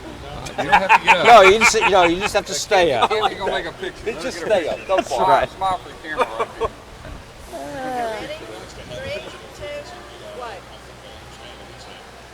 All right. So we're gonna be live before 9 o'clock in the morning if we don't sleep too late. And we got a lot of prizes tomorrow. We got some nice prizes tomorrow, guys. Antenna analyzers, When I'm not antenna tired, yeah. tuners. We got some nice prizes tomorrow. So we're gonna knock them out tomorrow. I made him. He was a tech. Hey, don't forget our show on Tuesday nights. Thank you. Kitty YBJ. I'm like, Don't forget our show on Tuesday nights at 8 o'clock Central Time. I pulled him up on QRZ and Chris, bro. General, are you freaking kidding me? So I remember that. when did that happen? So he was one of my first early field day contacts. Yeah. About 20 or something, and then it was 20. 40 later. It was the next 40 day. or vice versa. Yeah, whatever. Yeah. And that was what, a couple of years ago. It wasn't this year. It was last year. Yeah. And that was when that was the big 6 meter open. I made more contacts on 6. I did by myself. It was my first time running one downtown. I'd always done like 3 alpha with a club. It's my first time just hanging out at the house. Right. And I have one of Emmett's DX80 off-center fed dipoles, which is a killer on 6. I made more contacts on 6 than any other program. I love 6 man. That's where I began when I was a kid. I loved 6 All right, guys, I'm gonna have to go up soon. All right. We understand that. Nice to be working with you. Yeah, I'm just gonna kind of walk. You too, kid. You too, man. You're a good man. I don't care what they say. I like that. I like that. Yeah. They are talking. They are. I'm not listening. You're not listening. Listen. And as soon as we can figure out how to get Sharpie off the bathroom wall, we'll take all that stuff off. That's right. But I ain't reading none of it. You can't. My hand. I wrote it with my left hand, so you can't pin that on me. Shut up. Can't take it. All right, dear. All right, Don. Take care. All right, brother. Yeah. Oh, that was fun. That was hilarious. Nice to meet you. This was fun. I'm good, man. That's pretty bad. All right. We'll have so much fun with the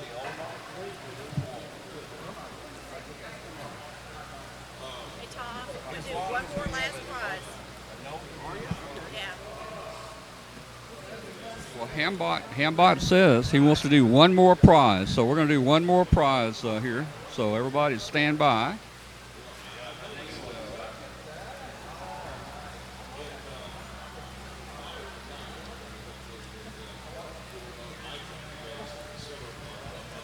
So Hambot's going to run one more prize. Let's see here.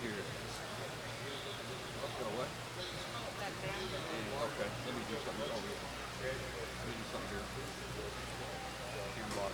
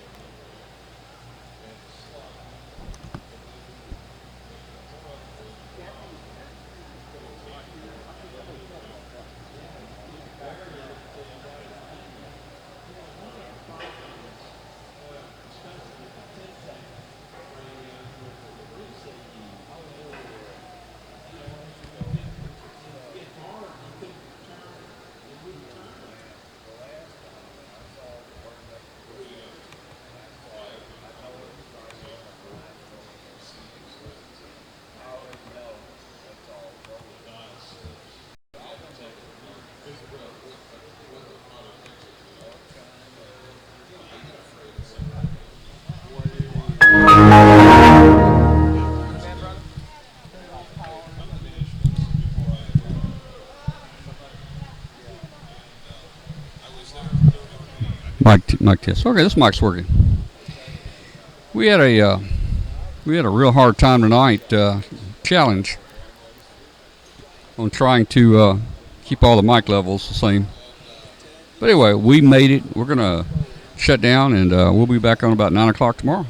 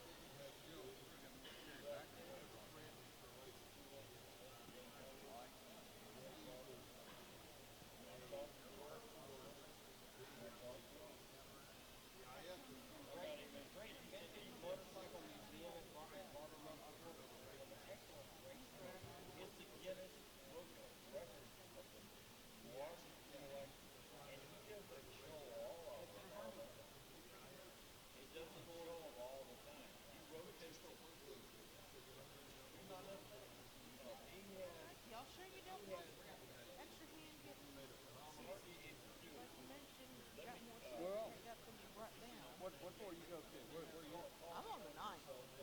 Help turn maybe a light or something to the second floor. The elevator. Okay, let's see what we got left here. I mean, the only thing I've got to take with me is my camera. Yeah, okay. Tell us about your mobile. What antenna do you use? I didn't get as many pictures as I wanted. Okay, that's fine. I got some. I got some of y'all, some Ted. I posted, I think, 8 or 9 to the Facebook page while we were sitting down here. Yeah.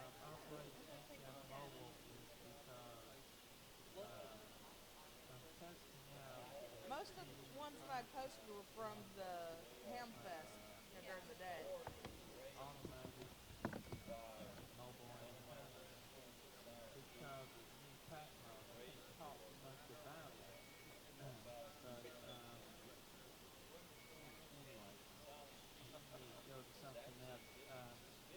Mobile antennas basically they all operate just about the same. I mean, the efficiency of it. I mean, the highest efficient mobile antennas are the ones that have the biggest capacitive pack. And I used to drive around town with a 3-foot radius with a 6-foot diameter capacitive pack. But when you have a pack that big, the current distribution in the antenna itself is pretty much the same. In other words, the current is constant. So that means you can put the loading coil anywhere you want to, at the top, in the middle, at the bottom. And if you put it at the bottom, mechanically, that's the best place to put it. It just doesn't make the antenna flop around. And I used to get really, really good signal reports. Not just good signal reports, but you know how a mobile signal flutters as you drive because the antenna is flopping around. Well, that reduced the flutter down to the point where nobody could ever notice it. I've got some questions for this, but You said you operate okay,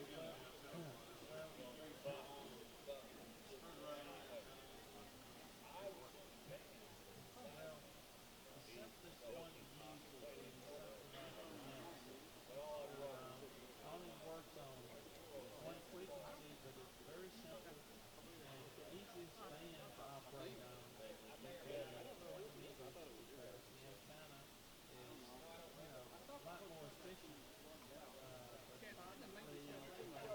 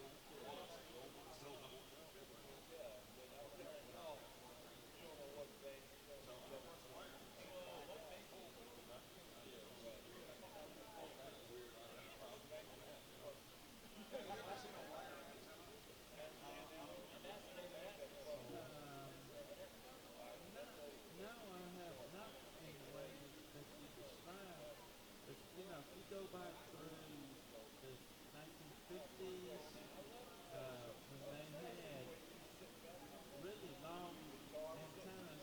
They then came over, so it was basically a wire antenna. But basically what it was a loop antenna where they used half of the loop was the car itself. Have you seen those? Yeah. Like Andy Griffith police, where they turn the hip over. Yeah, and tuned it up with a capacitor to load it. It was basically a small, high-efficiency loop, but much bigger. Yeah. I have seen a wire antenna, a loop, a wire loop on the roof of the fan at Dagenham Benson this year. And it was some of the Icon guys, it was either they were out of Texas or Atlanta, I don't remember which, but they had that Icon auto tuner and a loop antenna, and it was just little short like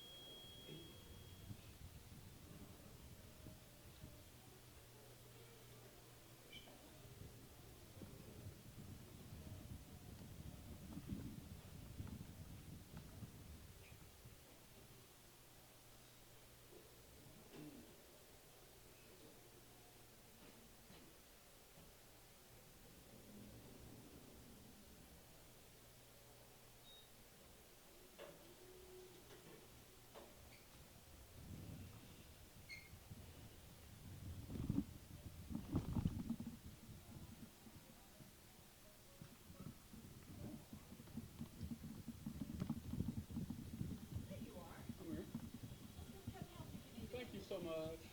No problem. For all your help. She's been wonderful. Now to get some sleep before the alarm clock goes off in the morning. I think I didn't wash my hair in the morning. Oh man, I'm okay. Oh. We'll see you. Good night. Good night. Bye.